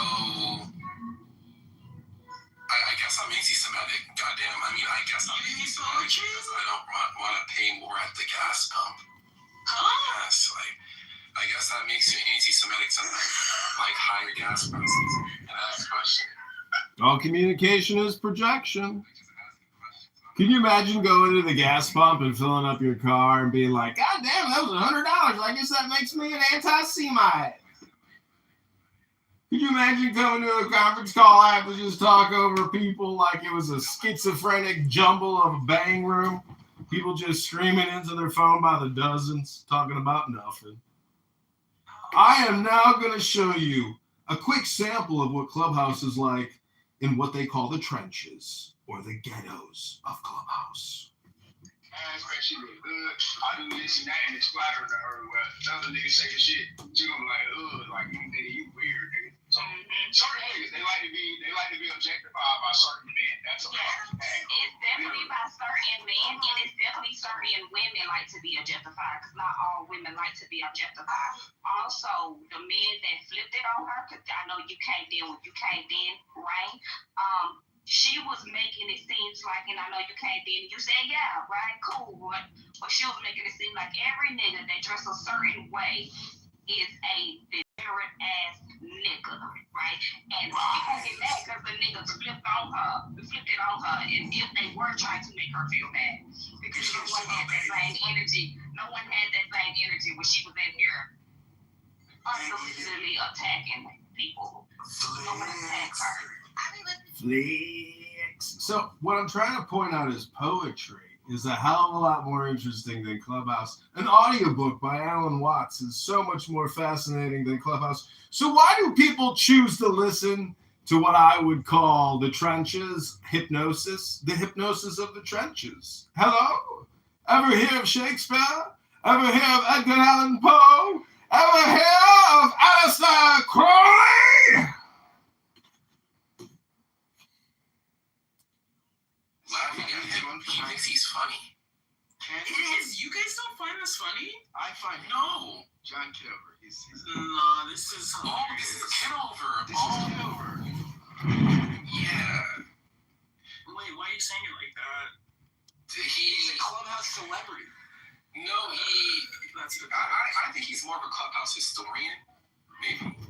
Because he records everything and he live streams rooms all the time. So he probably spends the most time on Clubhouse than anyone in this room. Oh my god. I got that from the 20 hours a day statement, and I was like, what has the time for that? But that's interesting. I guess maybe it'll be fruitful in hindsight for someone. Yeah, like let's say 10 years from now, you stop working from home and you actually decide to be somebody, right? I don't work from home, bro. I'm sure it doesn't matter if you don't or not. It's just be the character. Okay, I'm working. So 15 years from now, you're a black woman. I'm assuming you're a black woman. That's your character. I am. Yeah. You're Kamala. Your hair is Kamala, and you're running for Senate. And Sean has a recording from you from today being an anti-Semite. So I think that's why, yeah. So he's the person who's recording you in the room when you think no one's recording him. Yes, correct. The anonymous feature, for sure, but this is 20 phones pointed at it. So this entire 3 hours has been recorded, live streamed, and it's entertainment. And if you take me seriously and you don't think I'm funny, well, then you don't know that you're part of a practical joke. This is the Bob Faggot Saget, you're on hidden camera. That's the show I run. I produce it for Barry Weiss here at the CBS facilities in Hollywood. I submit the tapes, they review it, they edit it. If they want to use it, they use it. But I'm just a content creator here working for Barry, and God bless you all. I hope you have a fruitful and productive day. Thanks for being a part of the production. If you are upset that I record and live stream Clubhouse, well, that's a you problem. That's definitely not a me problem. I am complete. Complete experience. I mean, it takes all kinds, I suppose. Although, I guess I should stop asking questions.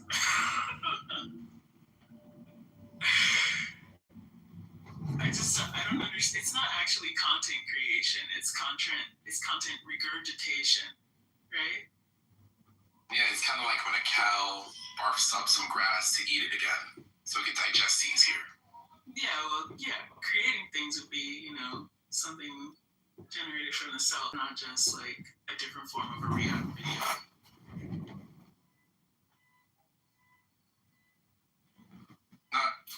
Well, basically, you can boil down life into 4 primary components: cause and effect, and action, and reaction. Okay.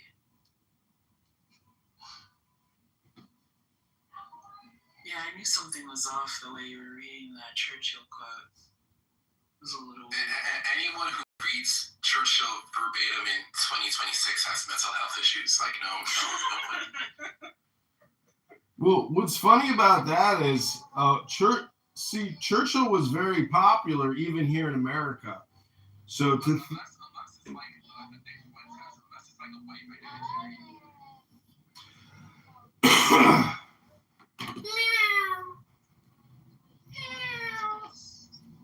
What is wrong with you? Alisa, please. What? Yeah, let's talk. take it out of me, Habibti. Let's talk. Nam Habibti. Speak. I don't understand you. Please speak normal. Yes, Habibti. Normal is not gonna happen here, bro. I'm sorry about that. Why? What is your? I understand you. Harassing. I understand you not. La Habibti. We understand. La Habibti. What is wrong with this guy? This guy is. What is your problem? Are you a child? I think this is Jan. This is Alisa. What is wrong with you? Well, it's clear that Alistair's a child. We're not talking. This is Jan. What's interesting is our Lord and Savior said, if you want to be saved, you have to be born again as a child. What does that mean? There you go. Then you're free, man. Be free. Yes. I want to also be free. Why only him free? I want to. What? I'm not granting anyone freedom. It was just a term. You say you be free. I am not free. What's wrong? Okay, be free, bro. I don't know. What? Okay, sister. What is wrong with you? How are you? Are you good? I don't know. So the thing about Clubhouse is it is also an ELS platform. English is a second language. If you're looking to improve your English language pronunciation skills, go to pronunciationworkshop.com right now. Are you looking to learn how to speak Native American English? Well, this is your big opportunity. This is a quote from the Native American Wisdom book. It goes a little something like this. My heart is filled with joy. Repeat after me. When I see you here on Clubhouse, as the brooks fill with water, when the snows melt in the spring, and I feel glad, as the ponies are when the fresh grass starts in the beginning of the year. I heard of your coming when I was many sleeps away, and I made but few camps before I met you. I knew that you had come to do good to me and to my people. I looked for the benefits, which would last forever. And so my face shines with joy as I look upon you. That was 10 Bears at Yamparika Comanche. That's Native American philosophy. Isn't that beautiful? Moderators, welcome back to Should Trump Resign to Be Redeemed? We haven't heard Scott do a Trump impersonation yet in this exciting room. Scott, take it away! Please take a break. Habibti, I want to get Scott to do a Trump impersonation to give us a new national address so I can clip it and put it on YouTube. Take it away, Scott!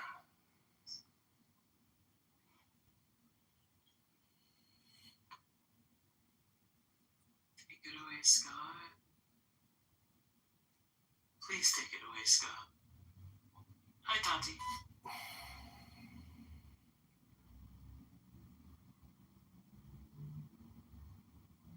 Got it. Oh, hey, Xerxes. I didn't know I was on stage. What's going on? Just listening. Interesting room. I know, right? Strange. Interesting characters in here.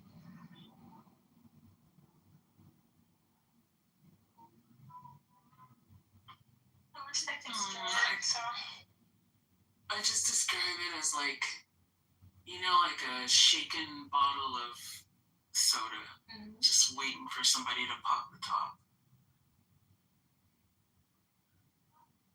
This room shows you the state of Clubhouse. It's over. Matt, why do you believe that? Not that I have, you know, any dog in this fight. I will say one thing about the demise of Clubhouse.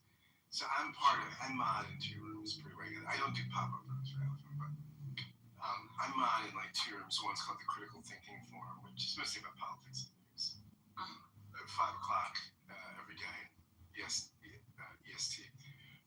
And we've gotten as many as like 1,200, 1,300 people in that room. And like, you know, we're running for usually less than 2 hours. Our numbers are way down. And then I you know, to a few hundred at the best. And then I mod this with this guy Steve Appel on the weekends. These 2 rooms, Ask Uncle Steve and Ask the Atheist. And again, those rooms we've had as much as 1,000, 1,100 people come through in 3 hours, and we get nowhere near those numbers now. So I think we're in like a multi-stage decline. I think like the first big decline was post-COVID. That's when a lot of people flood the app. They got back to life, you know. And then there's been some other decline, and now I think we're seeing like in the last bits of decline right now. It's one of the reasons why we're experimenting for this room, the Critical Thinking Forum, with Twitter Spaces, because we're like, we need a backup plan for when the Clubhouse just pulls the plug, right? But it seems like it could be at any time. Really? And like now that Clubhouse has started to monetize, I think that their shelf life is a lot longer than. So you think the premium membership will kind of, there's enough people to sustain it? I don't see Clubhouse shutting down anytime soon. And I think even without the premium memberships, it wouldn't have shut down. Because I think that I don't think we understand how many people use this app across the world. Like they do a good job of siloing us, so we don't understand how big this app actually is. On the US side, it's smaller than it was during the pandemic, but every single tech company overestimated the returns that they get from the pandemic. That's why there were tech layoffs. But I still think Clubhouse is here to stay, most definitely. If it was going to fail, it would have failed a long time ago. I don't think it's going to fail to the point where they're going to get rid of the app. Nah. So by monetize, do you mean like the little coin system, or do you mean like the subscription model that Scott's talking about? Okay. Both. So buying coins and also having a premium membership, to me, that should have came out a long time ago if we're looking at their own money for their own sake. But I don't think Clubhouse is as down bad as we casually just say it is. Just given the fact that I've seen thousands of people in rooms, but they're just from Brazil. They're just from Ecuador. I don't think we understand how big this app is. So looking right now, and it's just like are 10 million people worldwide. That's what you don't know about Clubhouse. Oh no, I'm sorry.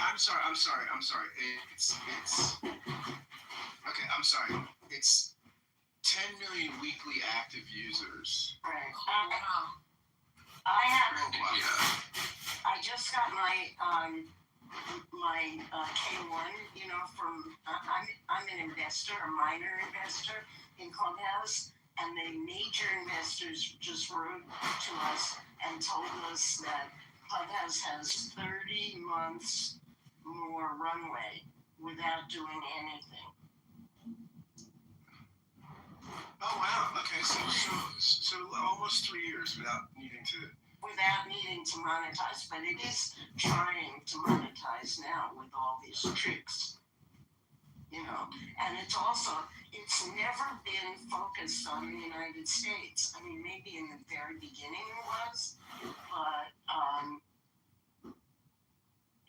it's a British app. I'm very proud to say.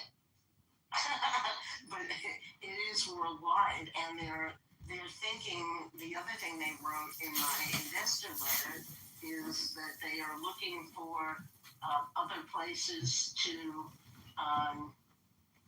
other countries to roll out. What do you mean by British app? What does that mean? I mean, let's stick to the topic. Dr. Francine. No. Should Donald Trump resign please. to be redeemed? Should Trump resign? Okay. I mean, from like a Persian point of view, I can just say like the massive big rooms where you see like Persian people come in and like have discussions, sometimes like 3, 4, 5,000 people in there. So it's like it's quite a political app. And I think you kind of like oversee this because you're using it as more like a social app. And it's like, oh, the friends you used to have like 3 years ago are not on it anymore. But it's growing on a political sort of spectrum where now everything going on in Iran, that's how people come together and like, you know, share their views or unify or assimilate. And I think that's pretty good. That's interesting, BB. I didn't know that. Yeah, I mean, you also have like big Chinese rooms. But the thing is, it's like, yeah, most people just see it as like a social app. But I think it's more like somehow, it's very political for many people. Why are you giving me thumbs down? Because you say this big Chinese rooms. Yeah, I've seen big Chinese rooms. What's your When's the problem with last that? time you've seen them, though? Well, I mean, I see more Persians right now, but I used to see big Chinese.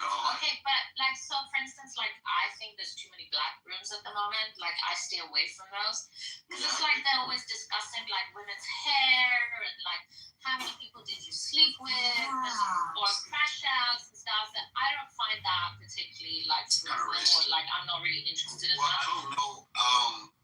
As someone who's black and agrees, But at least there are some people. Hey, ma'am, do you know how to shut the fuck up? What's going on? Seriously. That's what I'm saying. You're speaking and going on mute. You're speaking and going like, what are you doing right now? Shut up. You're talking during people's submission. She was talking, you interrupted her. No, I'm gonna respond. She was talking first. Said a lot, stupid. So I'll beat your ass. I'll beat your ass. as someone who agrees, Meet me outside. how about that? I think that only an ignorant person would say they're all because even though I think it's too many black women, they not all about the same shit. They go about everything I just left. I mean, who cares about black women? Ma'am, shut the fuck up. I just left a black room that was about stocks. Before that, I was in a. What did you learn? That was about baseball. Well, How much money did you learn to point make? is that was a room.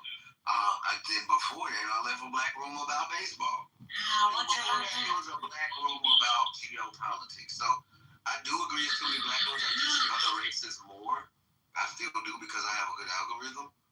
But to just say that it's all black people talking about hair, I mean, either you have a dumb algorithm because you're dumb, or you're gaslighting and not.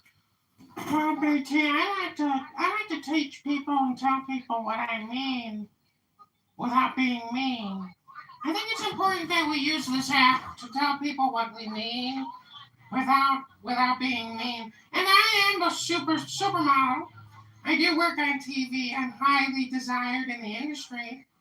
And everybody wants to be like me because I'm beautiful. And not many people understand the point of what this app is. It's not to criticize people or complain. It's to read poetry. That's the great point. Just read some poetry. Your life might be a lot better if you try to be like a supermodel like me. A supermodel who reads great poetry and reads great books all day for CBS with Barry Weiss and makes $1 million a year as a supermodel. You're a stupid ass dumbass. Stop calling people stupid ass. You're such a stupid ass, you dumbass. Glad to believe you, stupid ass. Shut up, dumbass. You're such a stupid ass. Kitover, my friends. John Kitover. He's fucking multiplying. He's unbelievable. You true? Everybody wants to be like John Kitover these days. I don't know why. Maybe it's because he reads some of the greatest books ever written by men. Real men who know how to enjoy life and read poetry. Stupid ass. Not like you, stupid ass. You're just a gay guy living in your mom's basement pretending to be a black woman. What's the point? What's the point? There's no point. He's a gay white guy pretending to be a black woman. That's ridiculous. Not me. That's stupid.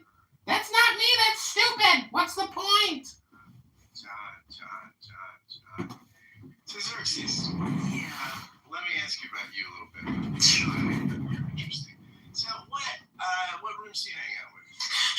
I spent time in RPO. When I use apps like I don't know RPO. Oh, research purposes only. And it's a group of mostly women. Well, I mean, they're multiracial people in the room. They're from everywhere. They live everywhere. Got it. Yeah. No, not everyone. Okay, did you guys want to answer the questions? Okay, I'll let them answer your questions. Thank you for putting stupid in the goo. I put stupid in the goo. Yeah, okay, so you hang out there. I don't know research purposes only. I don't know what that room is. We just hang out and they talk about, I mean, it just depends.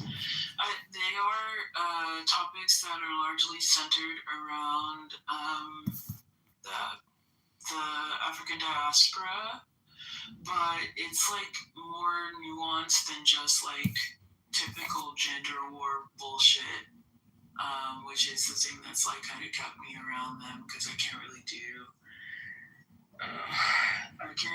gender war stuff with people who like don't love themselves, which seems to be a large percentage of people on Clubhouse. So, but yeah, and then other than that, like because I've only been in Clubhouse for like 6 months or something like that. Oh wow! Well, that's amazing. So, I was newbie. Yeah, I was in for the golden age. I came in during COVID. Yeah, well, I think a lot of the remaining people, like all the people here, pretty much are remainers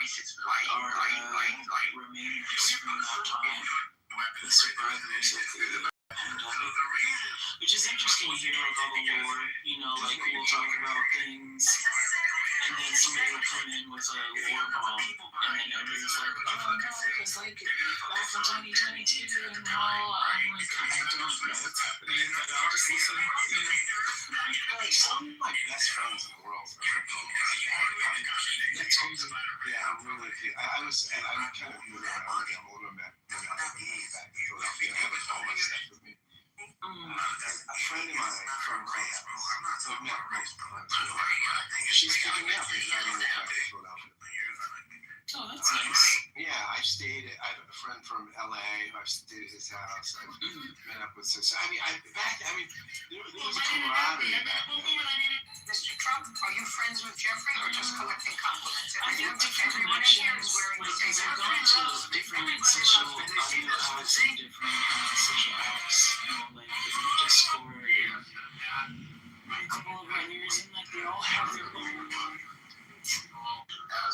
behaviors, and I find that like Clubhouse is more so like a mixture of people who are either like kids of the internet who grew up in the internet, like they know like internet etiquette, they know when to spot a troll, they know all those things, and then also sprinkled in heavily with like people who use this app like a diary kind of almost, so like they'll come in, they'll drop in for however long, it doesn't matter. Are you friends with Jeffrey? But then there's always the knowledge that you just go back to your normal life, you get uninstall this app, and it actually doesn't mean anything. And that's those two confluences are really cool. But then what I've learned in Clubhouse is that because some people are operating inside the internet and some people are operating outside of the internet, tensions arise, and consequences come to people who didn't know were possible. Because some people don't know that they're talking to real life people who do real life shit.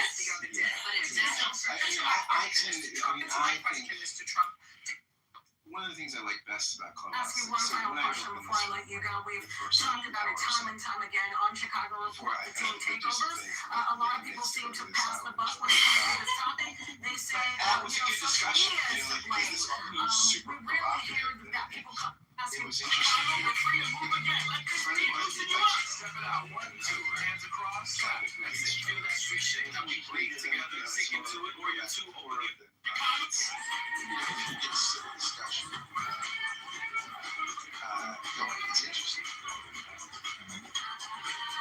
Yeah, that's kind of like journalists too. So I'm gonna do screening.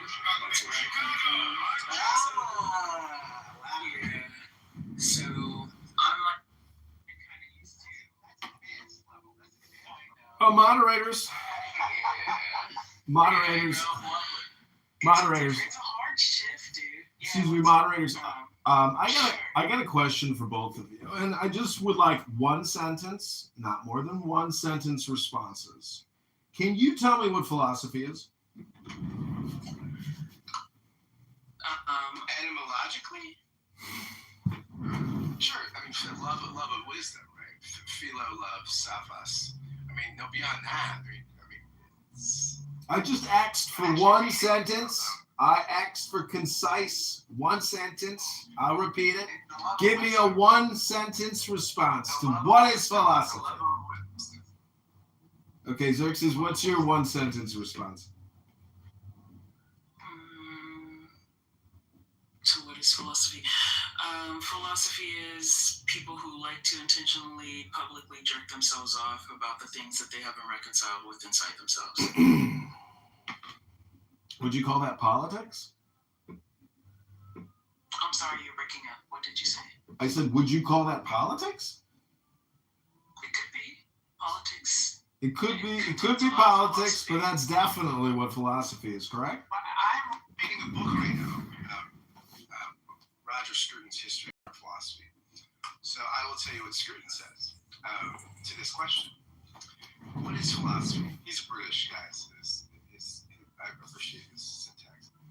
What is philosophy? There is no simple answer to this question. Indeed, it is in one respect the main question of philosophy, whose history is a prolonged search for its own definition. Nevertheless, a kind of answer can be given in terms that explain what follows. Philosophy involves an attempt to formulate and also to answer certain questions. These questions are distinguished by their abstract and ultimate character. I think that's a great paragraph definition. It's a little longer than a sentence, but the whole abstraction and ultimacy, right? It abstracts things, right? I mean, abstraction, you're asking, the part from the whole, and ultimacy, right? It's not asking about chili recipes or how good was Buffy the Vampire Slayer when Angel left. It's asking ultimate questions, right, about the true, the good, the beautiful. Abstract and ultimate. Well, I think the most important question is basically what's in the books, meaning that an actuarial scientist, an accountant, a financial analyst can actually give us the more accurate picture of the situation, and then we should base the conversation based off of what's in the books, unless you think through your revolutionary politic, for some reason, somehow, you can get around the bank's ledger. It's not going to happen. So, hello? Hello. I mean, what is your definition there, my friend John? Yeah, it's the same one with you, which is the love of wisdom, the pursuit of wisdom, the enjoyment of wisdom, the joy of wisdom, the joy of the law, because philosophy is not just wisdom, philosophy is also law, and that's why I'm a practicing attorney and lawyer trying to liberate my people. See, I think what's interesting about Scruton's definition is the abstract and ultimacy, and he fleshes that out, because I do think you can love. I mean, I know that philosophy, the etymology is love of wisdom. It's part of why I answer that way. But on some level, you could love wisdom and not be that philosophical, right? You could define wisdom in a way that doesn't prefer the kind of abstract, critical reflection that at least philosophy in the West does. I'm leaning on kind of a Western definition, because if we looked at Eastern philosophy, it just would be a different conversation. Well, I talked to my attorney the other day while I'm preparing for an upcoming case, And she said, what do you do all day long, John? Describe your day to me. And I said, well, I'm not exactly sure how to describe what it is that I do. And she said, do you read books? I said, yes, I do read books. And so all I'm trying to say is pick up a good poetry book right now and read it. Set yourself free from the hypnosis known as Clubhouse. You don't have to worry about the fear of missing out. There is no FOMO. As Scott has confirmed, we are making plans to exit the app and go completely to X Spaces because we believe that this app could and must shut down for national security reasons. Because Amir in his terrorist room, his anti-Semitic death trap, which is brainwashing all these good people of Clubhouse to hate the innocent Jew. It's disgusting. It's despicable. And if you're an anti-Semite, there's a 100% confirmation and correlation that you hate poetry. And you don't read poetry. And you will never read poetry. Pick up a book and prove it! That's not true because I like T.S. Eliot and I like his poetry and his critical stuff. But T.S. Eliot was a man of letters who certainly was no fan of the Jews. So John, I can prove it to you. You can read and write poetry and not like Jews. Yeah, well, I was going to ask, what if you don't read poetry but you write? So into some of that crap you're saying. Oh, so These days, I mean, the fact that you go to Starbucks or Chick-fil-A, there's a lot of anti-Semites. well, what I'm trying to point out is that there are 4 great powers in reality or principles. It's cause and effect, or art, or art and critic. Those are the 4 words that I like to think about, which is art and critic or cause and effect, meaning that when I get into conflict or confrontations with people, because I will admit that I'm intentionally obnoxious to try to create some type of different medium of exchange, meaning that when Borat first came out and you saw Borat, people thought it was so funny because this guy pranked everybody in the movie to think he was some Eastern European reporter from Kazakhstan. So that's kind of what I like to think that I'm doing in my art medium. And thank you for participating. Hello?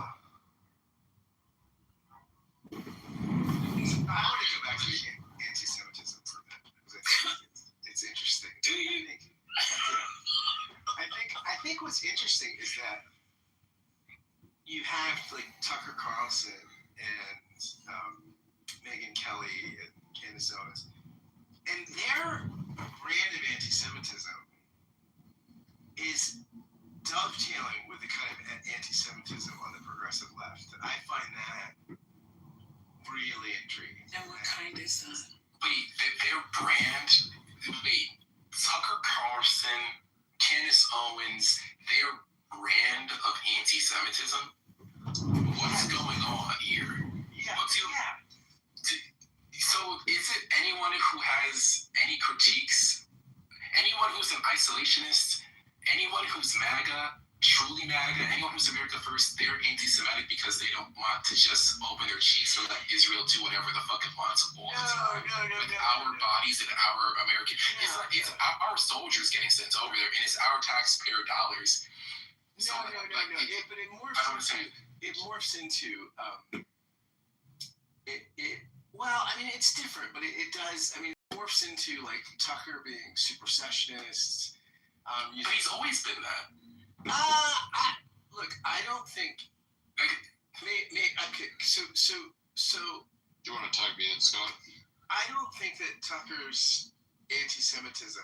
I don't think he's always been superceptive. He also didn't always talk this theologically, and now he's really doing like traditional anti-Semitic Christian replacement theory, right? So it's not just critiques of Israel, it's critiques of Jews. That's what that means. You speak English, don't you? I speak English much better than you do. It's intriguing to me that he's. I'll ask you one final question before I let you go. And Ben, So, Ben wanted to take the baton. Go ahead. Yeah, it's deconstructionism. Like, if you're talking about what is the similar strand of anti-Semitism between the Tucker Carlson right and the far left in the United States, it's rooted in deconstructionism. So I think that there are overlaps of anti-Semitism, no doubt, but I don't think it's not rooted in anti-Semitism. Let me put it that way. It's not saying that the root of all problems is the Jews. It's saying there are power structures in place and we need to tear those power structures down. Like that's where it's coming from. So that's why, like, as a moderate, as somebody who's moderate but leans conservative, like, I like the systems in place. Do I think justice is equally applied? Absolutely not. I'm certainly America first in the sense that I want what's best for my country, but I'm also not America only. So Tucker Carlson and Donald Trump have been fighting back and forth for several months. And again, I think Tucker's entire approach is more of the deconstructionist side, and that's why you're seeing him, and then also Marjorie Taylor Greene. You mentioned the three of Megyn Kelly, Tucker Carlson, and Kim Sowens, but I would say that this Marjorie Taylor Greene's also there as well. There's a couple of others. I get the disruption thing, right? And I think it's one of the reasons why Trump has been elected twice, right? I mean, because it's one of the reasons too. I think in 2016, a lot of progressives couldn't believe that people went from Bernie Sanders to Donald Trump. That makes a lot of sense to me. I mean, I was a Bernie supporter, but I didn't vote for Trump. But Hillary was certainly not disruption, nor was Kamala Harris, both of whom I voted for. Now, Biden, I think the reason why Biden as an establishment guy won was largely because of COVID, and he didn't campaign, which helped. But I think that no incumbent could have won an election during COVID because people were just so frustrated and so angry about lockdowns and this and that. It's just, whoever, it could have been Obama, it could have been anybody, they would have been voted out. But I do think it's interesting that Tucker Carlson, with the platform he has, and again, I'm not saying he can't be critical of Israel and Netanyahu. I think it's awful. But when you're talking about Christian replacement theory, why, as an American black man, church has replaced Israel, because I'm not this almost done. And that basically the church is the true Israel. I mean, that stuff. In both in mainline Protestant and evangelical circles, that kind of talk. Ask you one final question before I let you go. We've talked about it time and time again on Chicago Report, the team takeovers. A lot of people seem to take up that cause with this platform. Chicago, we're free to move again. Like this is inclusive. It's just not about Israel. It's about Jews and theologically. But your top story tonight, disruption. Chicago, I'm John Kitover, your Libertarian. So I think on the deconstruction side, I think it's rooted in deconstructionism. I do think. I mean, look, whenever you think of Trump, right? I mean, I think people wanted disruption and deconstruction. You're right. And Trump is the past couple weeks, I want to know, is that a strategy that you think has been deconstructor? Tucker's a deconstructor. Oh, okay. I thought you had. Okay. The point that I'm saying is what separates Tucker, the Tucker strain of the right, and the far left strain from the moderate left and the moderate right. So you're down there with yourself versus you can collectively freak max with everyone else. Consider him a deconstruction. He's trying to deconstruct the system. He gets pissed and bloviates about it. That's fine. But he's not doing anything to really truly undermine the system in the way that Tucker Carlson, or again, you're looking at people. The South Korean nation, man. Like the squad. And I think there's something to be said about these South Koreans because they're so hardworking, so resilient, and their Samsung cell phones so good. And they're the number one competitor and manufacturer even before Apple. None of that could have been achieved without the robotic, mindless slavery.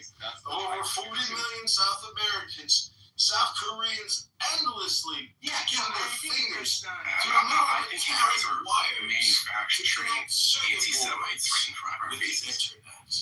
I think when you find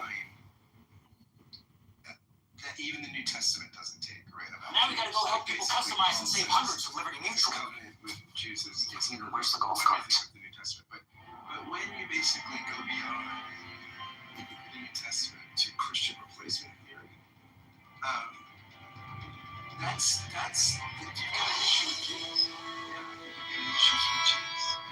I don't think I'm manufacturing. I'm just but do you have an issue with Muslims? Like when I hear a lot of Jews speak, I can easily say that you guys have a problem with Muslims, but it seems like every single wants to be a Jew.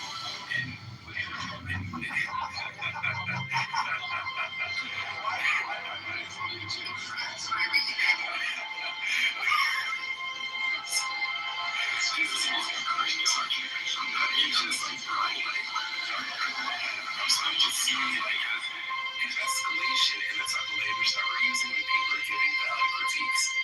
And when people are giving valid critiques and they're still tarred and feathered, it makes all the Alex Jones conspiracy stuff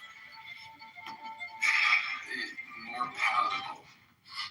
No, it's not more palatable. You're just catching up to the information. The truth is in the Epstein files. Bill Gates, Bill Clinton, the two Bills. And you know what? They had a good time with Jeffrey. I seen all the photos. I seen the tranche of videos. All the naked women, all the hot tubs, all the luxury dinners. And when Ghislaine Maxwell was making speeches at the United Nations multiple times, well, clearly we have traitors in our midst. And what do you do to a traitor? Hello? I love it. Okay, so Scott, let me show you what I mean, because this is people pretending to be obtuse in the chat. So when Kanye West says slavery was a choice, he says the worst things when he says, what the fuck, who's that? George Bush doesn't care about black people. Kanye West has gone after every single ethnicity, and at the same time, he's a person who's known to be clinically diagnosed crazy person, right? This person gets, when you look at all the stereotypes, all of the tropes regarding the small hats, and then you see them flex the banning people from countries. When it comes to one person being racist, you can be racist against one group all you want. They're not going to. Who's banned from a country because they're racist against anybody? How do you get banned from a country? Like, that's like where it becomes like, okay, and then it becomes, all right, if you criticize them, you're going to be lumped in with Hitler Youth. So then it becomes, okay, we can't even speak about you. So then it becomes, all right, like, when it comes to all the about the Jews controlling the media, being super, super powerful, having the right friends in the right places, being very, very strong lobby, being really good at statecraft, controlling countries from inside out. Like, when you look at all the things, are we gonna, like, how are people? That's a great question, NPC. We've got Abby in the audience, an APAC Democrat lawyer. Come on up, Abby, and tell us what you got, Abby.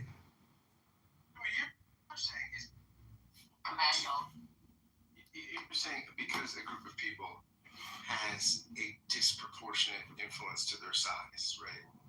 They also have a disproportionate, like, Nobel Prizes and all this thing. I mean, it's a group that's only 15 million people, and yeah, it has through strategic sort of success and other things have been able to be effective at advocating for their interests. I mean, I think that's not a conspiracy. Yeah, I don't think it's a conspiracy either. But if I repeat what you just say, I get shouted down and called an anti-Semite. I don't think that it's like Asians being good at math. I don't think it's a big conspiracy that Asians are good at math. I think that there's a lot of different reasons why, on average, Asian children are really, really good at math. Okay, but if I say that on average, Jewish people are this, and that.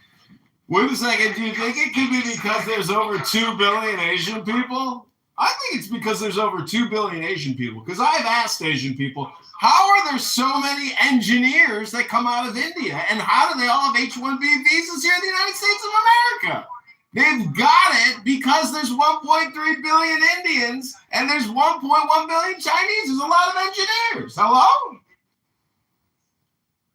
Yeah, I'm I'm happy to talk, but I really don't feel like. No, the positive stereotypes are the ones that are scrutinized. But what you're saying is wrong. Yeah. What you're saying is wrong. So What you're saying Jews is are hurtful. overrepresented in What media you're saying lobbying. overrepresented in the media. If we were, and lobbying. people like you wouldn't be saying the shit you're saying on social media. Now, would you? If we're overrepresented and we control it, then why is it so negative towards us? Please tell me. Explain that one. Why do we have all the problems we have on social media and on the media, and people like you saying the things you're saying if we control it? Explain that. It's illogical, isn't it? Completely illogical. If you want it to be. What else do you want to bitch about us? And is it every day that you like to say something? To pick on someone else. So what else do you want to pick on? What else about us bothers you? What else? So Get it all out. The Do we control the sports? Do we control sports? You guys Is that also body? control the weather. You guys also control the weather, and right now it's Control the weather. so that's an issue. Do you think the stuff that you say then gets picked up by other idiots and they harm people as a result of it? Do you have any idea what kind of harm is happening to our community? Do you know? Do you pay attention to it? Do you read about Well, it? do you know how many car accidents are caused by? Do you know how much harm You is don't happening care. to our You don't try to make community? it sunny. You And don't care. after the recent incursion into Iran, within 6 days of the incursion, we received 8,000 threat to life in the United States alone to our community, to institutions in our community. 8,000 threats to life in 6 days. That's just a little slice of an example. We spent over $750 million of our own money for security to protect our institutions, to geo-fence them, to target harden them, our own money. Because of shit that's said like this that other people pick up, and then they just start going up the pyramid. Then they start going up the pyramid of hate. I want you to Google what the pyramid of hate is and learn about how your little comments then grow into a little more discrimination, a little more hatred. Until it's to the top. Why don't you take a look at Okay, so can we calm down? Can I just ask a question? calm down? It's really awful to live with it. It's awful to take children to the temple and you gotta have sweats on. I understand. Do you know what that feels like? I kind of do understand what Really sucks. social violence feels like. And all this shit Um, just adds to it. And instead of being sensitive to it, you have assholes that say things like this that are being said in social media and then accuse us of controlling it. Okay, so I'm just going to address a couple of things. One, I believe that in America, from the ages of like maybe 6 or 7, at least on the West Coast where I live, we are taught to be sensitive to the plight of Jewish people. It's taught in education systems all up and down the state, probably in the other two that are above us as well. I don't know what's going on in the rest of the country. I live in California. We have a whole museum dedicated to educating people on the Holocaust and the plight of Jewish people. I know that it's a beautiful museum. I wish you were right. New stuff being introduced into the education system and the ethnic studies in the California education system is a real problem, and there's a lot of issues with it. I'm talking about in K through 12. So Yeah, that's where I'm talking about. K well, they don't do ethnic studies. It's called CRT, baby. Look it up. It was a problem, and it's coming back, baby. Bro. So while, you know... Critical race theory is what the acronym stands for. CRT! Okay, to be honest, move them down. Now the real fascist comes out, ladies and gentlemen. She's not a Democrat. She's a fascist communist.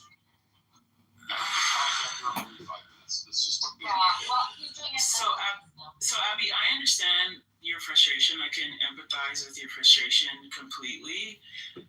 But I think two things can be true. It can be true that the violence against Jewish people in the United States, at least, and probably globally, we can count that, but I'm just going to talk about where I live, right, has exponentially grown in the last at least 3 years, if not more than that, right? While also saying that Jewish people are overrepresented in the media.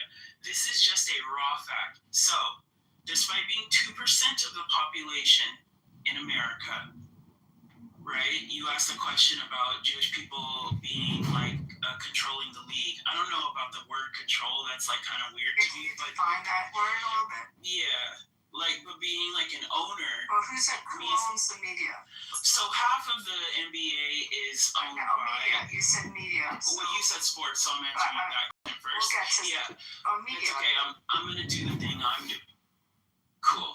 So half of the NBA is owned by Jewish people. I don't think that this is bad, but yes, half of the NBA has Jewish owners. They have Jewish owners? I can totally get that list for you once I'm done saying what I'm saying. Cool. I think like 30% of the NFL has an owner that is of Jewish descent. I don't think that these things are bad. Like, people want to collectively share in what the American dream can be. That does mean creating teams. It does mean producing media that maybe represents your stories better. It does mean, like, you know, getting involved in the whole fucking machine. I don't know why. Maybe it's because like people do use this demonstrably in conversation to demean Jewish people, but admitting that that's a fact isn't a bad thing, right? Can I ask Scott something? Yeah, sure. Scott, is Jeffrey Lurie a bad guy? Scott, because is Jeffrey Lurie a bad guy, Scott? Who's Jeffrey Lurie? I don't know who that is. He owns the Eagles. Is he a bad guy? Oh, Jeffrey Lurie. Oh, yeah. He's a good guy. Is Robert Kraft a good guy? He puts a lot of money in his community into Boston and into Massachusetts. Robert Kraft is very philanthropic, right? I go through some more Jewish owners of the NFL that you mentioned. But I wanted to talk about this. You're talking about the media, because media is more interesting. And the word control is really interesting. So, Cersei, may I ask you something? The media, so it's NBC is a public corporation, right? It's publicly traded. ABC is owned by Disney, publicly traded corporation, right? So I actually own part of the media, I guess, because I'm stuck in Disney. So let's go through it. These are publicly traded corporations. The owners, these media giants, publicly traded. Lots of people are owners of these companies because they're traded. They're public corporations. Comcast is a public corporation. So how does one ethnicity control it if it's a publicly traded corporation? Right. So why do you answer to Disney by example? Sure. Well, a company has to answer to its shareholders, right? There is a person in control or a group of people in control who make the bulk of the decisions. So these might not be like financial decisions all the time, right? Who would that be? You're not asking. You're actually like, why are you forcing us to be in this corner where it's She's a lawyer. Don't get angry, but when people use terms that terms aren't defined, and they don't know what they're, NPC, when people use terms, they need to define their terms, know what they're talking about. So when you use the word company, define your company.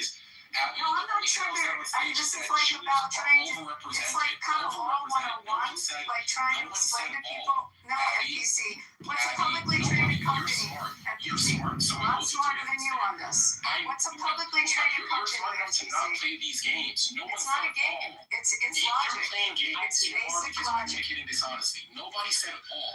No one said all. No one said you said you control media. So I asked what the media is and who the media is and who owns the media and the publicly traded companies. No one said that Jews control the media. It doesn't have to be adversarial. Overrepresented, and then you agree. You did say it. If they're overrepresented, then that's fine. Oh my lord. You did say it. So I'm just trying to explain who these companies are. They're publicly traded. Sony publicly traded, right? David, you live in LA. Let's talk about all the media in LA. Publicly traded companies, Dave? Democratize ownership. That's not bad. You know that. You know that a publicly traded company is the directors institutional They say that Jews control the media, and taking that trope, I was taking the trope and explaining that the media, the majority of it, are big publicly traded corporations with institutional investors and all kinds of different individual shareholders. There's a board of directors, and the majority, if we break down the top many companies in the United States, are publicly traded entities. Dude, running. Let me go, Let me finish. So therefore, when you make that comment and you talk about a company, Nobody made that comment. You did. No, you I have to didn't. be intellectually honest as to who you are talking about. So for me to ask who the companies are, there was a reason I was asking it. And I'm sorry if you take offense, but it's a little Socratic to make someone go through the definition of it. And that was my point. Okay, so I'm responding because she just mischaracterized what I said. And I'm not a PC person, so if I said something, first of all, I'm gonna joke that she was controlling my life. Why didn't the only thing I said is that I was breaking down out loud the different coincidences that people have to deal with, and I was trying to think out loud, and I was trying to ask the room, hey, all of these different things that are lining up, what are people supposed to think? Okay, so let's Jewish people are overrepresented in the media. That is what I said. Hold on. Let me about the media. No, that's what I said. Literally, what I said is simply the only thing that I said was that it's obvious that Jewish people are overrepresented in the media, and no one disagreed with me. Well, what does overrepresented mean to you? For percentage, based on population, Scott agreed. What do you mean? What does it mean? Why do all these? You know what overrepresented? No, I don't. I want to know what you know. You know overrepresented based on your population, based on the size of your population. The American doesn't match.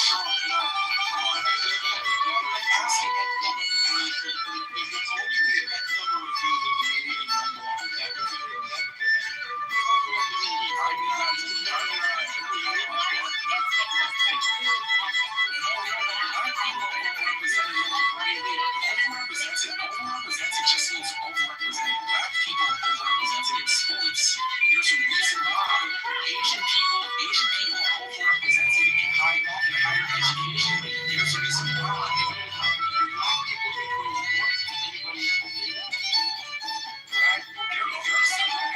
Actually, there's several jokes. There are several jokes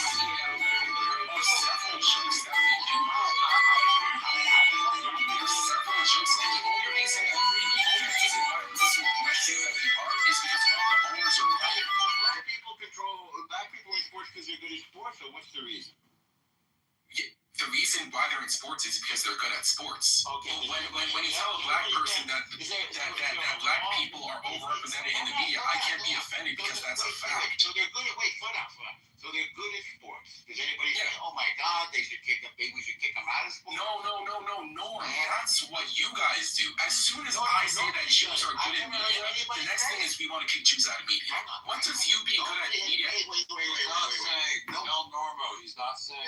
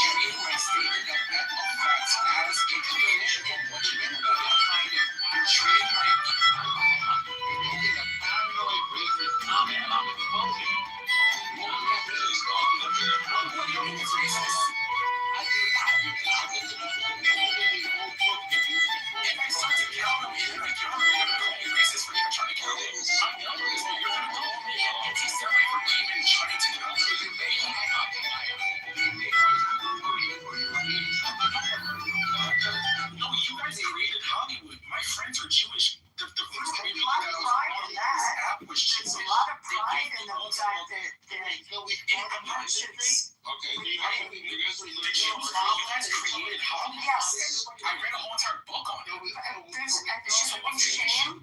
NPC should How's be it shame. anti-Semitic to say that my Jewish friends gave me this book? I don't want to hear about your Jewish friends. We're talking to you now. Hollywood's awesome. There's no problem with Hollywood. So what's wrong with saying that Jews are overrepresented in the media when So they're not? somebody started an industry. Okay.